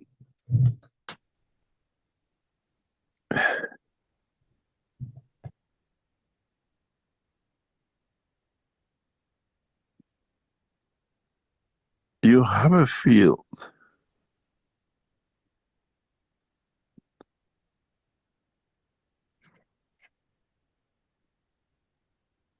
And you have a field which in fact the origin is self by itself. This creates a why does it do this?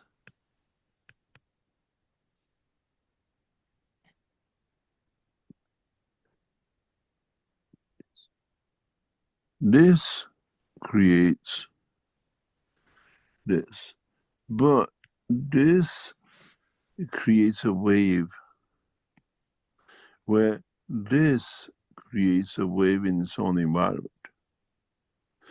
If this and this interact, you create a different kind of field matter than when this and this interact. The world of creation is made of both 1 and 2.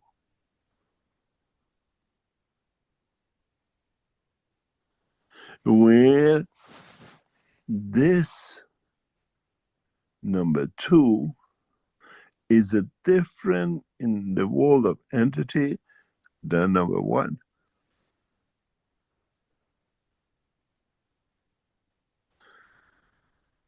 In this, you still can create a matter state as you do with this. But in the world of the matter, you cannot do this. When you hit a hammer on a disc, you get a sound. You cannot make the hammer or the disc gain from this sound.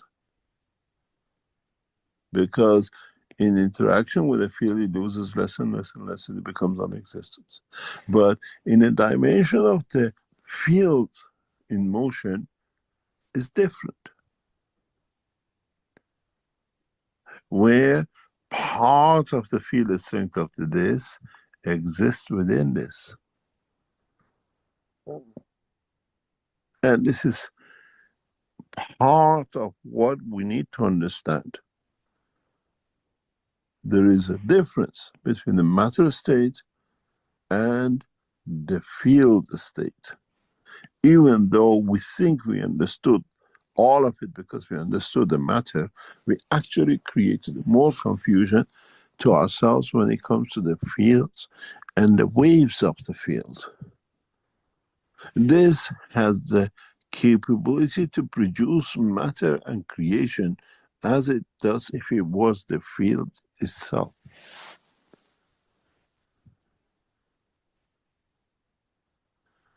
This is in the world of the plasma. This is in the world of the matter. Totally different behavior.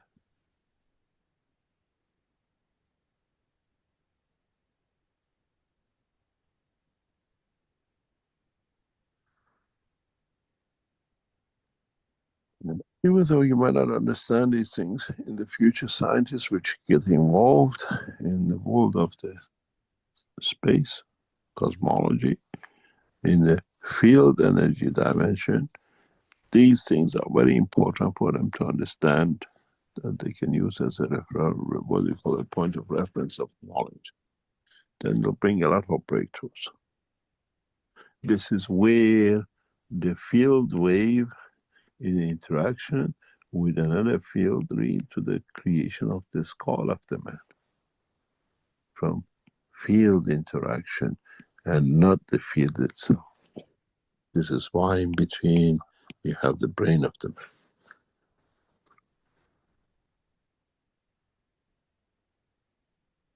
man. This interaction of the fields and the waves that the fields create is one of the cornerstones of the production of the emotion in the body of the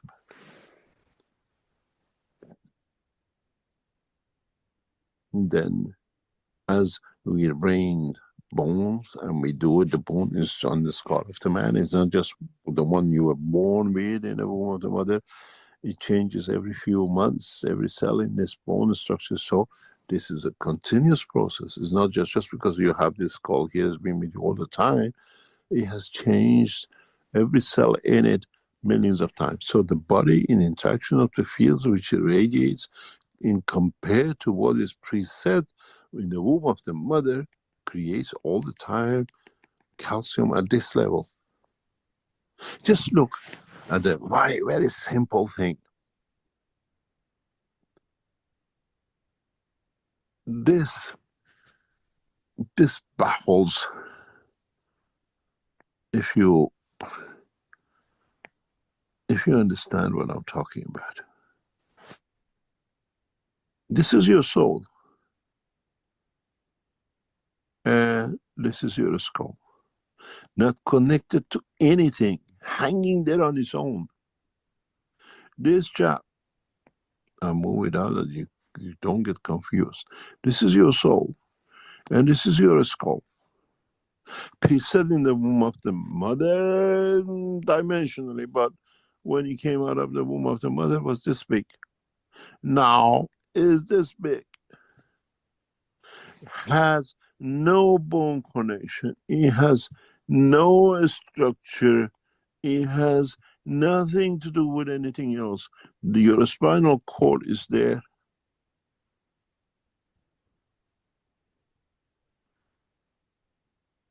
How does it know how you grow?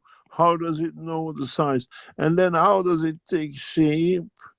And always the cells are created at this level without connection to anything else, just controlled by the waves of the field, the strength of the soul, where the field of the soul leads to the creation of the matter state of itself. Very interesting.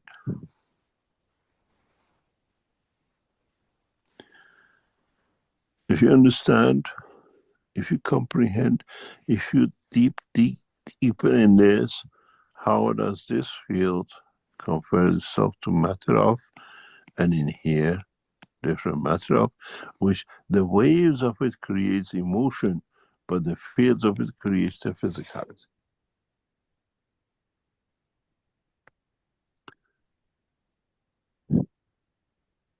Now you understand.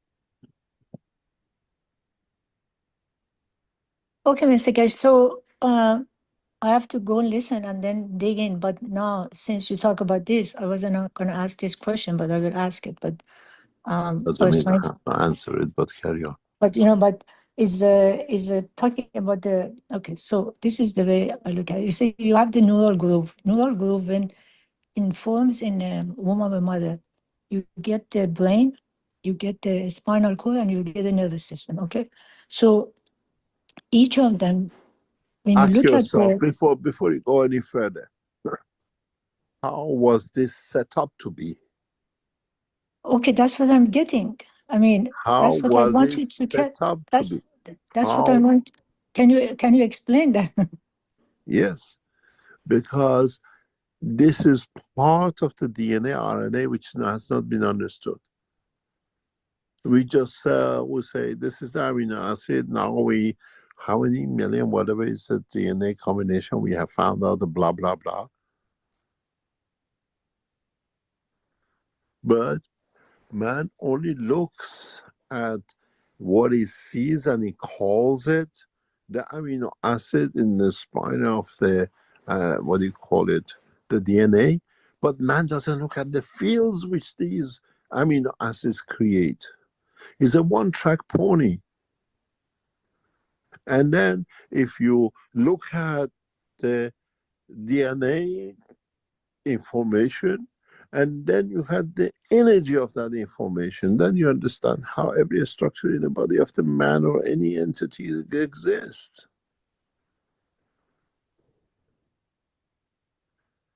When you look at the DNA, when I've watched this thing, oh, we have done this with Geno and the rest of it. What is the energy of it?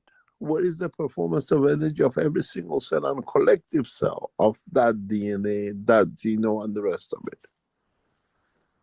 This is where the problem is. Now, when you put those in, you see what it needs to be a matter, what it says energy, what it says everything else. Okay, Mr. Keshe, this is what I want to know. You see, when I look at the spine, you see, we look at the physical, we look at the spinal cord, but then it has layer by layer. Actually, it has a light, and within the light, there is an energy, there is a consciousness that comes from the soul, comes to all the bottom. Because when I do certain movement, because on the cerebrum, we have the cerebrum, and you have the medulla, right, in the back of the head. And then right a little bit lower than the neck is the cervical. So these are the point. And as you go down, you go to the dorsal, you go to lumbar, you go to sacral, you go coccygeal. So these are all come down. When I realize if you do certain movement or certain breathing, they get ignited. But I don't know how to ignite it in a way that goes from the bottom, from the coccygeal to, how do you turn on this? You know how people steal cars? It cannot do because it's created in that energy gradient. You'll damage it. You'll create mayhem in the center in the brain. But how does other people get enlightened then? That's physical. That's energy and fields. Two different things. So how do you get the soul out then? Because I feel since I started your teaching, I came to the channel. I was looking for answers, and I was so excited. I asked question, but I fell into a bottomless pit, and no matter how much I go, I'm still going. Yeah, you see, Azajan is very simple. Let me take you for another dimension of information, knowledge. This is your central energy.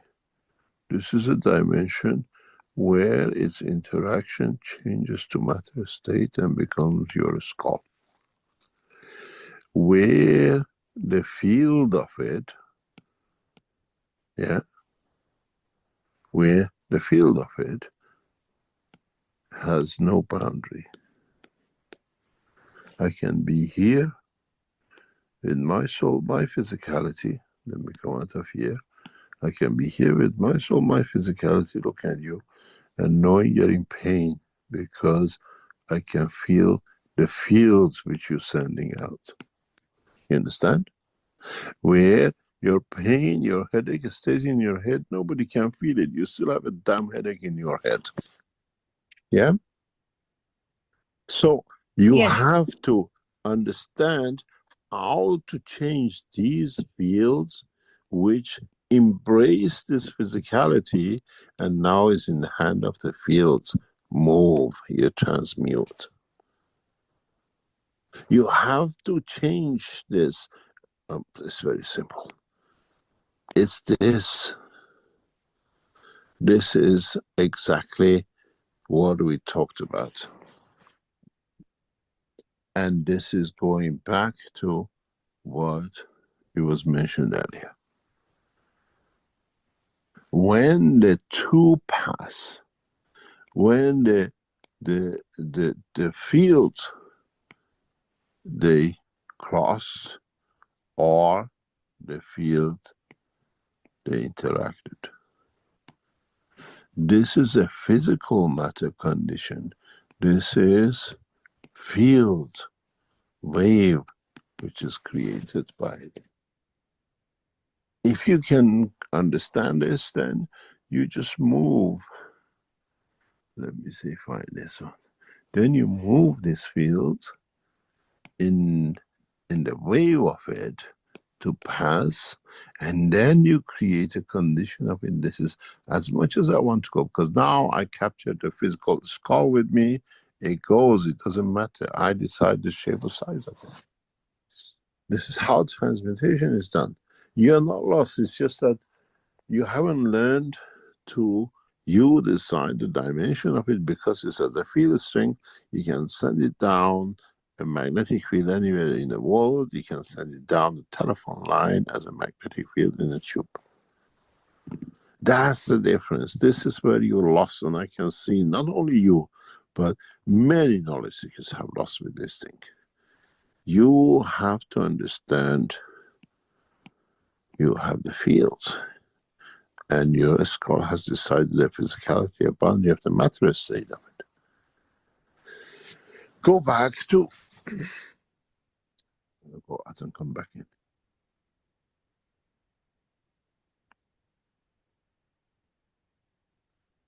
Go back to you deciding the strength of the fields and the boundary of the fields. And you deciding how much emotion you put in it. At this point is physicality. At this point is a boundary between the energies of different fields. This is as a boundary fields of the universe. You dictate, this is where I dictate it to be this new field that I just moved the matter state of my skull with me. Now it's in there, it's mine, doesn't matter what you see at it. I manipulate it because it goes back to itself what it was before. This is created by frequency. This is created by emotion.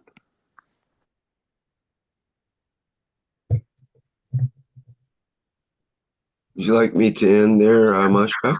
Yes, I think we had passed. Could you actually put back 2 minutes and just the last bit? It's very important. Just Okay, the last. okay. Sorry, Mashka.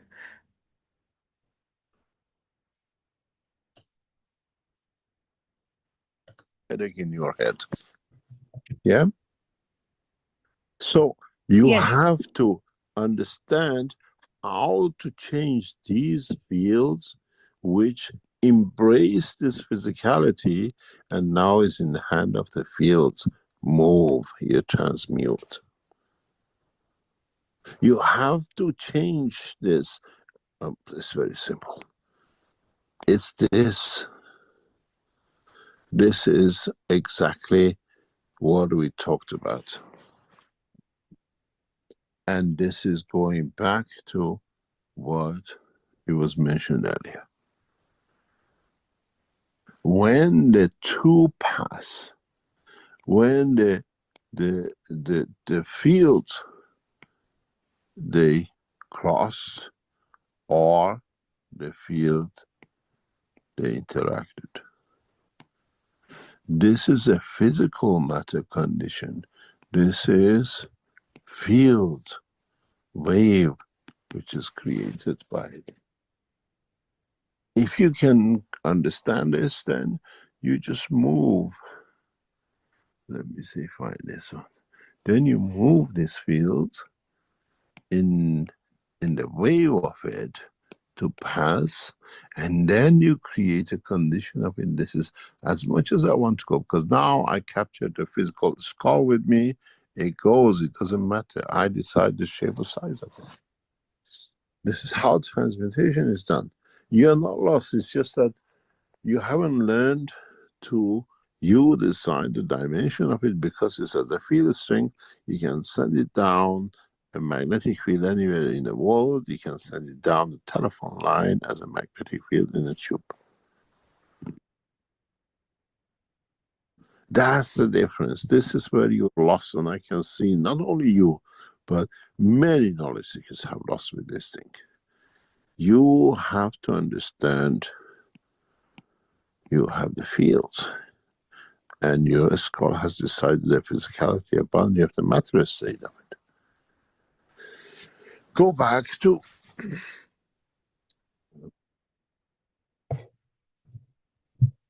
Should I continue, or do we cut it there? I mean, for me, it's very important, but I don't know if Mushwa wanted to say anything. For me, it was very interesting. For me, it could have continued, but I think what is already said is very important. When he did the infinity loop, the sign of infinity loop. So where the infinity loop cross, that it's where the matter get formed, from my understanding, and then where you see this, the two circle on the side of the cross, it's where the fields interact. You see, there is a difference between when the fields interacting and when the field crossing. That it's related also to the first draw, when you start to draw the ray, when you interact with itself. So and you put 1 and 2.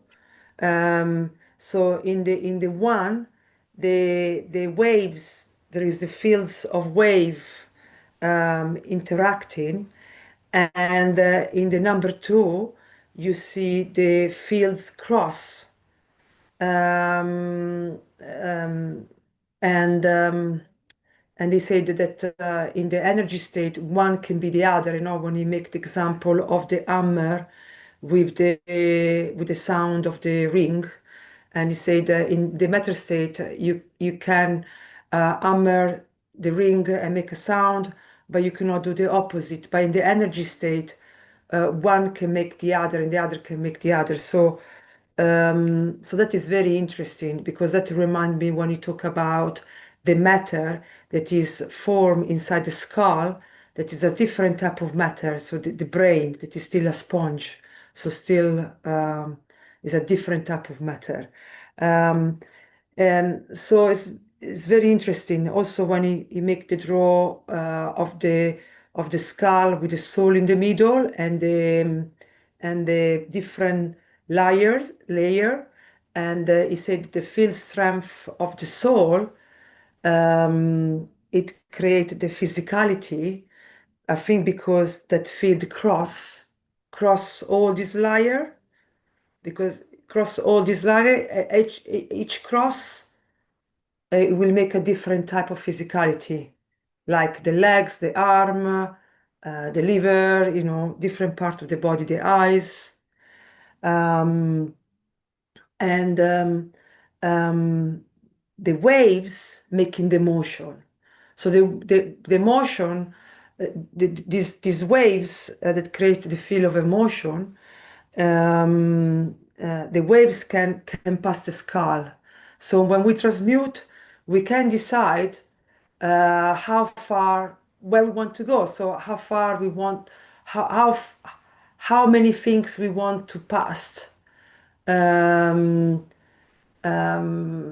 So he said, when we transmute, no, we trapass the skull because we're using a type of emotions that can pass, they can pass the skull, no? And you can decide through the motion up to where you want to pass of these borders, the borders of the skull, the borders of the universe, or the borders of the earth, the borders of the universe, the borders of the galaxy. So this my understanding. This role for me it's very, very important. We have to really study it. So I just wanted to know our opinion about Mushfaq, because he was talking and I interrupted. So I would like to know what Mushfaq understood about this wave, fields waves, and this fields crossing. If it's similar to what I understood, or Mushfaq, what did you understood about this role?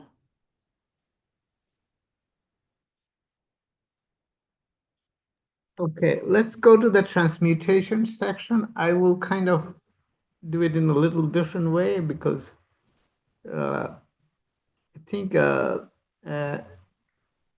Keshe is explaining in a way which will be cleared up a little bit more when I go to the way I was explaining it with the matter stuff that I talked about earlier.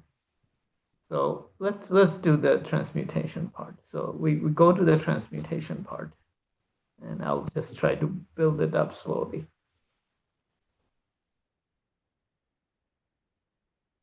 So we are in transmutation section, transmuter. So we are back into transmutation time, but basically the interaction Mr. Keshe is talking about, I have been talking along the same line. One of the things that he mentions in his presentation last time is that, when you are in field, everything is in motion. When you are in matter state, you have to contain the motion and make it steady, or something to that effect. You have to stop the motion or something. He uses, I don't exactly remember what word he used, but something along that line. So I was doing this same kind of explanation using this woman, the creator, who is the originator of the ray. And then there is the field interaction in the fields as wave, which is the dress. And then there is the lace, the fringe of the dress, which is the matter state. So I talked about how you create wave because field inherently is DC. How do you create wave? By constraining with gravitational, with magnetical with gravitational, or gravitational with magnetical. So essentially you put pressure and it builds up and then you release. And that's how the wave forms. And you can do it in the field, but it still does not create the matter. You have waves, and waves do interact, and which leads to heartbeat. But what happens with this wave is that now you have to constrain the wave motion, and what you create is standing wave, where the reflected wave supports the coming wave. So you put a mirror in a way in front of a field, and the reflection matches with each other. One wave supports the other one, and you have what in a sense is what Rick calls standing wave. That means nothing is moving. The wave is kind of sustained in the shape and form it was originally created. it just amplified a little bit more because of the reflection. So it's holding there. And so that in a way, what Mr. Keshe calls crossing, the two waves are crossing each other. Crossing in a way is supporting each other so that it is static and standing.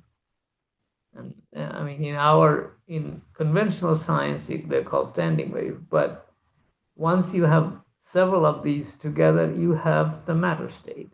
And I have shown pictures of how matter state look like in case of gold and in case of iron, when you have these kind of waves held together through reflection, and you see boundaries forming in this wave, which is some of these are hexagons, some of these are square, triangle, all sorts of symmetric shapes. And this is a very interesting thing. And I find it difficult to follow Mr. Keshe's presentation because of the way he use the language. But if you stand back a little, actually, it's not difficult to understand. He says it very well, but he uses the language in a very unconventional way. But still, I mean, one can get the idea of how the field interactions are happening. And the part of the reason is that we don't have enough words to describe it. And a bit of feel for how the fields are is what is important. It's not just with words that we understand it. And this is what I think is important, is that when we do our experiments or our practices, we start to develop the feel of what these interactions are. And then, then it kind of falls in place. Language, I don't think is sufficient. It's a starting point, but not sufficient to describe what Mr. Keshe is trying to convey. I mean, the language that we have, or the language we have developed so far, is not well equipped to do it. That's all I would say. But the interesting thing is that the experiments that we have been doing is like, going inside an oxygen atom and trying to understand it or feel it. And this is, I think, an extremely important way of looking into it beyond language and language description of things. It's not sufficient in my mind, and from my own experience. It's a starting point, though, but we can't throw it away. We have to use it, but in our own way, so to speak.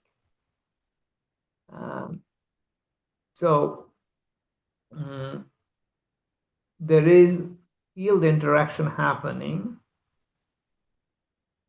at the level of which is emotion, which is energy in motion.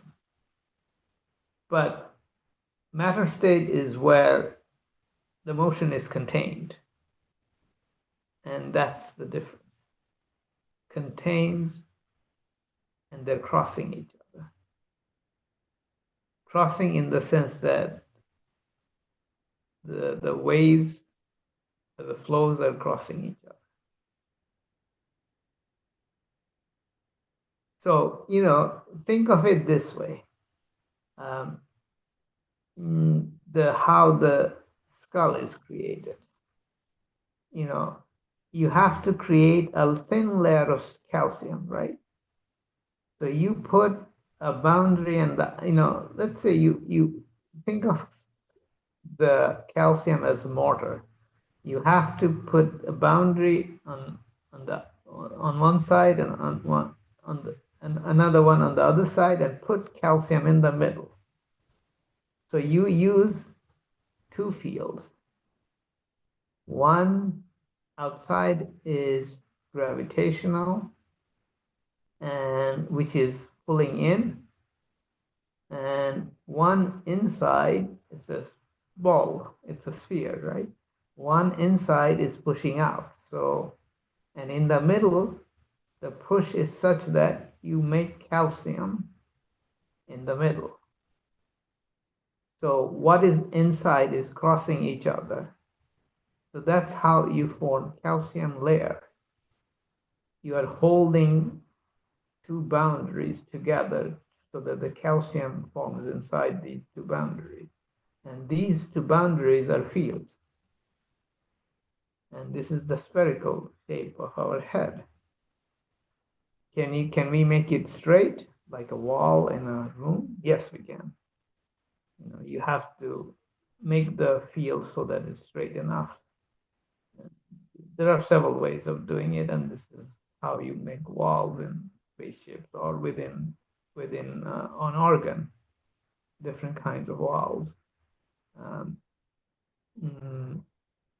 You know, it's kind of like how bees make their beehives. In case of hexagonal shape, what happens is that if you they fill this up with honeys, these are initially kind of round type of chamber, but when you increase the pressure, and the most efficient pressure distribution happens to be the hexagonal form, and everything becomes hexagonal form. But there are different sizes of hexagons. Then you have to introduce pentagons, and that's how when all the football story comes in, and Mr. Keshe has talked about this before. And our skin also has the same thing, because our skin is not flat; it's round shape. So you have to mix hexagon and pentagons. So anyway, but you can see in hexagon straight walls.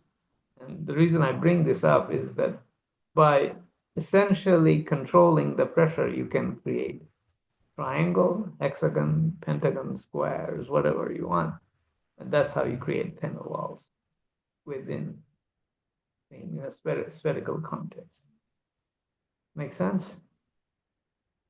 So, and you see these also in the matter state picture that I have shown about, I don't know, gold. But I think we have to go step by step. But at the same time, keep in mind that where we are heading, like this is how it will look like at the end. But you see these kind of edges forming in the matter state. And those are the walls. Edges between hexagon in the shape of hexagon or triangle or other things. So if you make it a square, it's much like our rooms in the houses. But that requires a certain control over the pressure condition within the field. I hope I made some sense. Again, we are all limited by the language and must go a little bit deeper than the language. So that's and I suggest people to explore on their own, with their own fields, in order to get there. If there is any question, I can try to answer it, but I did something. Hopefully it clarified some of the things, or at least pointed in the direction that in time may help all of us to gain better understanding. All right, I'll stop here now. Thank you.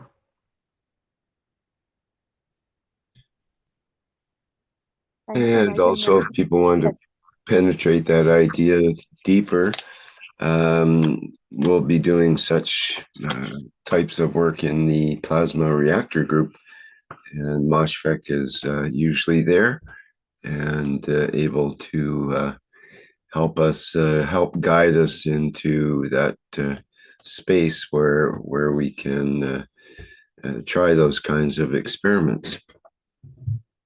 So thank you, Moshfek. Thank you, Mushfiq, my dear. Thank you so much. The emotions really are deep.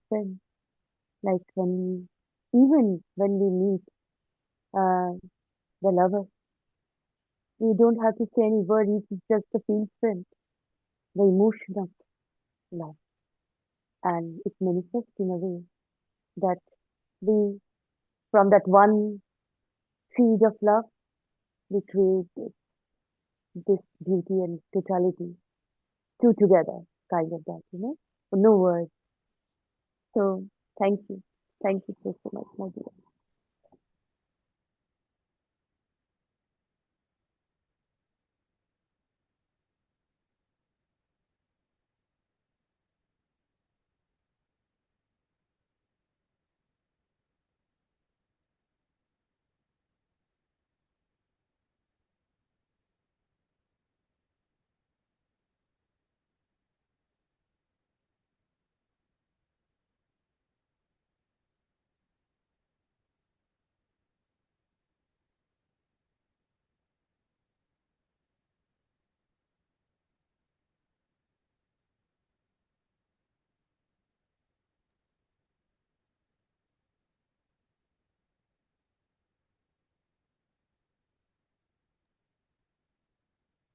Wait, we can skip this if you say.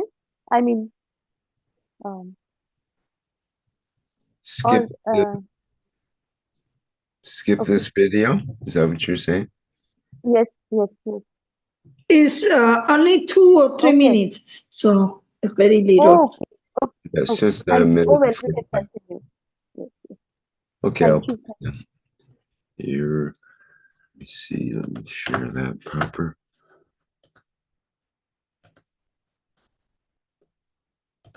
And then the 3 sessions of transmission, not transmutation. This is very important for us, and part of it is taking shape in the background today. So those of you who are used to joining us on what we call on a monthly meeting on Fridays, we have announced a new set, but we're trying to keep it very, very low numbers that we can understand and process the whole thing. So if you would like to join us, please sign that weekend structure, because we decided to do a different way, that we transmit the reason for this was part of the learning of the 3I, how to bring you or bring the fields within you to be able to transmute easier. So it's a transmission and a transmutation, and it's a vital part of our research. We have to understand and in a way try to bring that into work. At the same time, sometime this week, most probably within the next few days, you will see Keshe Foundation team again puts new products for Valentine, which is coming up in next month, next 4 or 5 weeks. And then again for the Easter, these are as part of the collection of the resins we did, but this time they're much more seasonal and very interesting in some of it. Very limited numbers, and it will not be repeated. This time is not in what we call packages, is individual item. Once it's sold, it's gone. There is no repetition.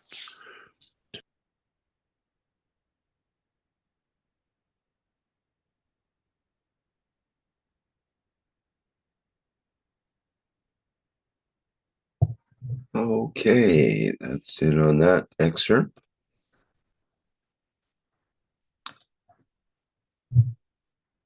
And let's see, find my program.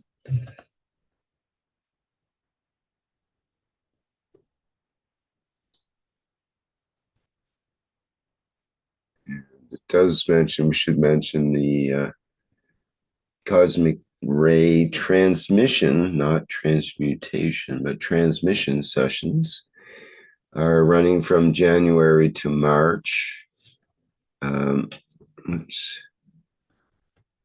At €500 per session.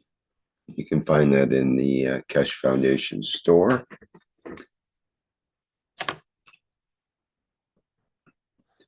Okay, let's move on to our needs and wishes. And I'll remind folks we'll do 30 seconds of silence after each wish. And I believe Mark will start off the wishes here. Thank you. Thank you, Rick.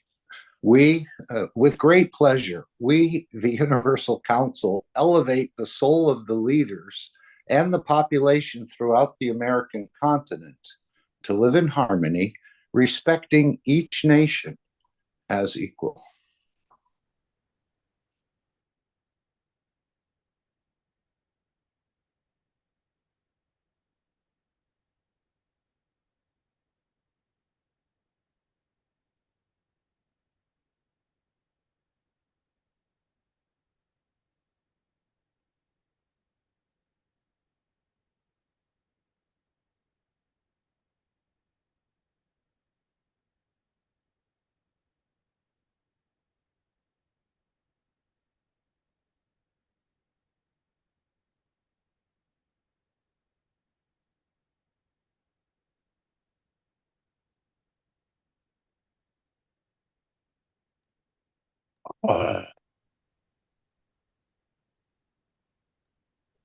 We, the Universal Council, give freely from our soul to elevate the soul of the leaders to achieve peace in the Middle East now.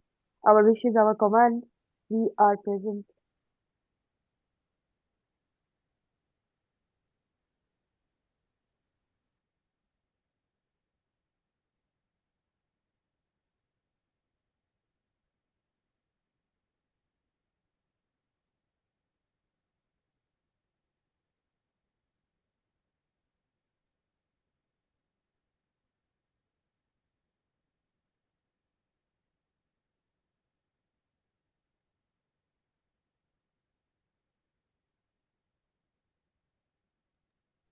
We, the Universal Council, give from our soul for the protection of those living with fear in natural disaster areas, and our soul wish to help cover all emotional and psychical needs.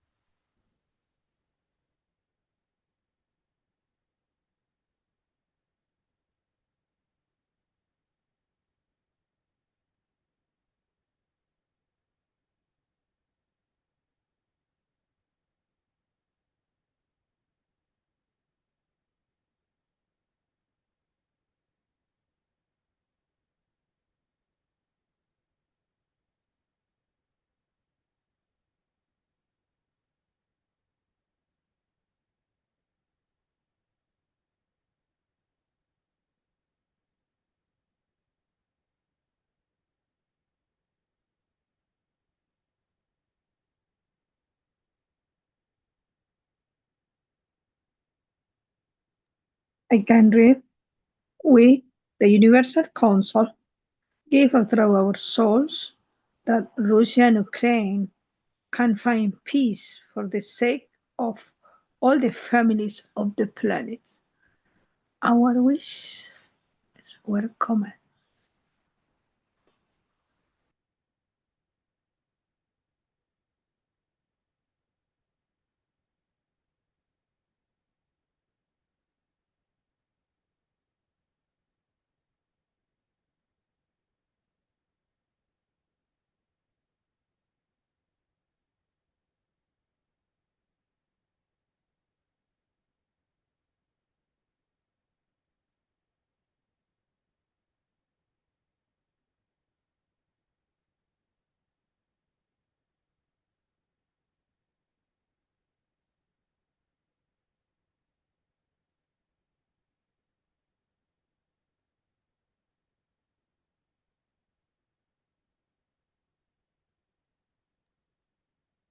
We, the Universal Council, elevate the souls of the leaders involved in conflicts in Sudan and other areas only by greed, with unconditional love and inner peace, so that they respect the lives of the all population because they are sovereign and free. Our wish is our command. We are present.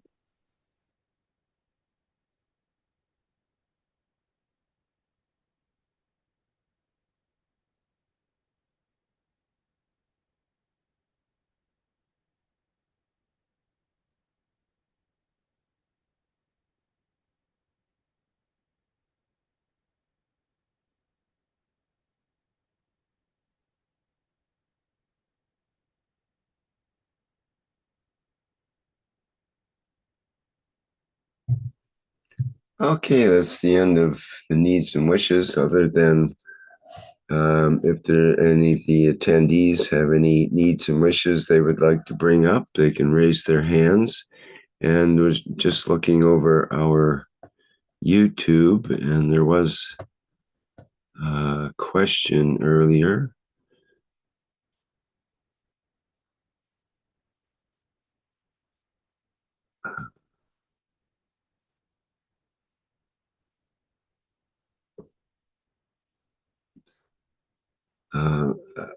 Ascension in the YouTube asks, where or when abouts is the best place to start learning about the cosmic rays, according to what Mr. Keshe is teaching us? A few months before the May 2025 presentation, perhaps, or patents or books? Well, I would say yes and yes and yes to that. However, Yes, of course. Yes, you can start, you can search and start from anywhere, you know. It starts from within you, and you understand level by level how to be in this, as we are all doing that. So start what you understand uh, most neededly, you know, what you want to know most preferable first, and it is always you, your ability to understand how to be in how to get forward with these teachings, with this a level of understanding, with these programs or books or anything. So thank you, my dear. Thank you so much. and I'll put in the link to the Brazilian website, which has the transcriptions for all of the Knowledge Seekers workshops. And that can be handy because you can search with the keyword any of the documents. And if you're looking for discussion of cosmic rays, you could put cosmic rays in and do a search of the last couple of dozen workshops. But even the teachings of cosmic rays go back many years as well. So there's literally thousands of hours of teachings, and it is hard to pick the right one in a way, but in another way, I think your heart and soul will pick the one that you need, and basically you go from there, and one thing will lead to another. Yes, the best. And as he reminded Azar, this cannot be taught. I think he said that twice, but you can sort of understand it more as you play the game, I think, and plus experience a deeper understanding that way.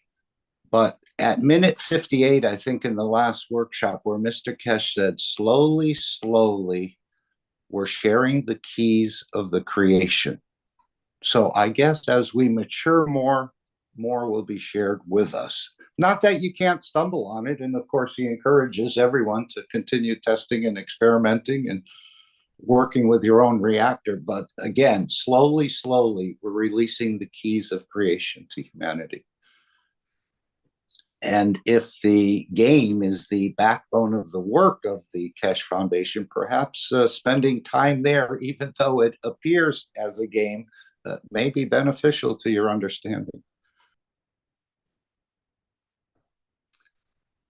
And there's other sources if you are looking for specific topics like the cosmic rays. There's the YouTube channel, the Keshe Foundation YouTube channel, that has all the Knowledge Seekers workshops, but it also has other playlists of, for example, the teaching on plasma, the plasma science series. There's 12 videos that explain plasma science in terms of nanotechnology and the cosmic rays and plasma and that kind of thing. There's other sources as well. The KF Wikipedia is one.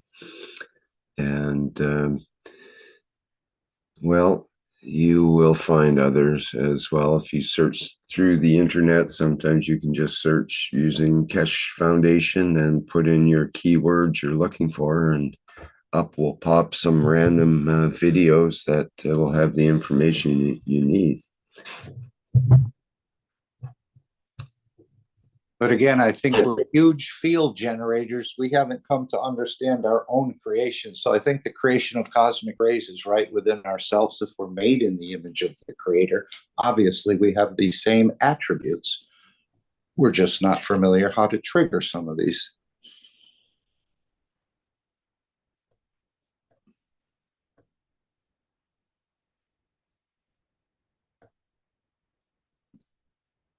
And another question from Ascension. Is it that the fields come with the Akashic records of all transactions and interactions ever?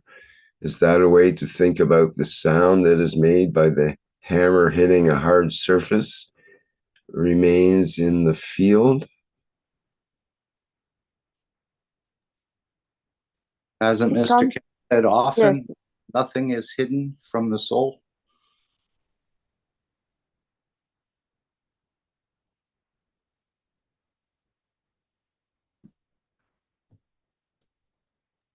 And it doesn't come from the Akashic records or things like that, you know. It comes from what you think, the seed, the monad you are. And it comes as an instant, as an emotion. So it comes from all the memories you have, all the, well, I will say, all the birth you have taken in wherever in the cosmos or here. So all these emotions come from these field strengths, you know, the essence of those. Now you are where you are, and all that is. So it's not from the Akashic record. It's from you now, and you hold the key of everything happened. So these are field strengths, my dear, and it comes with this emotion of knowing what you are. So this is the way you will be understanding more about this, teaching, you know, more about this knowledge, as we are all learning. Thank you. Thank you. And maybe in the reactor group, Rick, you can show me what tool we need to actually peel a cosmic ray, if there is such a tool. Peel the cosmic ray. Mark, beautiful. Maybe yeah, I can peel a potato, I can peel an orange or an apple, but peeling a cosmic ray. Well, in a way, we could look at it like traveling through the universe like a banana. And when it finally hits something that slows it down, it's like the skin coming off the banana and peeling back and revealing its inner essence. Right. I was even thinking perhaps it peels itself in the right environment if the environment allows it to do so. Well, certainly if the banana hits a wall, it peels itself. And in a way, that's what happens with light. It is going along and it's doing just fine. And all of a sudden it slows down with hitting Earth or some other physicality, and it requires it to transmute into energy or some other thing. If the banana hits the wall, it will peel itself. Beautiful. A self-peeling banana. That's what the light ray is. So and for whatever it's worth, Tender has made an observation that if every cell has a calcium, then every cell has a backbone. What do you think of that as an observation? Oui, monsieur. See here.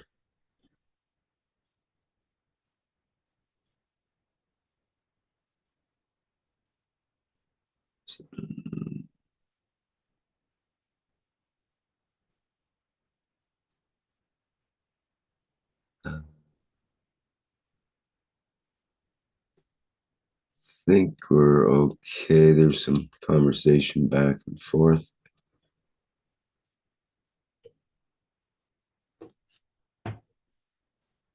Stephen mentions, Rick, you've worked in the gold industry. Have you ever actually heard of hot gold or radioactive gold or gold 1 or gold 2? Apparently, it's got a very short half-life, turns back to Mercury in days.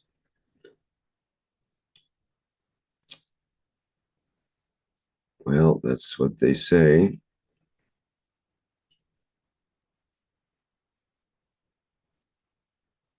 I think we're okay on those comments. And Mark had made a comment. Can we call the game of peace and enlightenment a type of reactor, balancing and processing humanity as we teach ourselves and each other to become elevated through serving? I think we can call it that.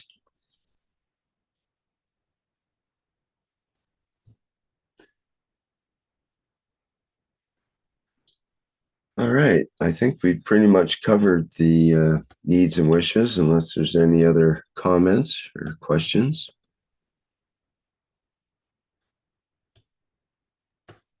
So we can move to the, okay. Sorry. I suggest when I don't know what is the intention to the game, but when you go to any country, it's like when you go to the links, forgive it all emotions and knowledge from all our community in all communities. Because Mr. Keshe, in that moment, I asked to the people, please give it. And all the time you go, and many people go, forgive it, that information. And actually, the old systems have that information to continue work in many directions for the Keshe Foundation. Maybe in at the game when you visit it, you give it the same. I think as different moments you find that one activity and do you see black circles, different things, and when you put emergency windows, you see say that operation. I think it's better time for you give it you knowledge in that context. Is I don't know. It's a mission from the game, but I suggest it. Thank you, and please invite you all friends, your family, to play that game because it's time for testing. It's time for correct all problems, habits. Of course, it's time for peace. Thank you so much. And thank you, beautiful soul, because all the time you construct with your soul, construct the peace. Thank you, thank you.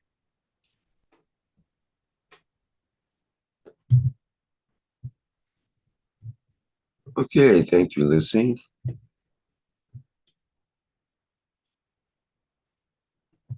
Any other comments before we move to our last panel? Now we can move to the next slide. Thank you, my dear.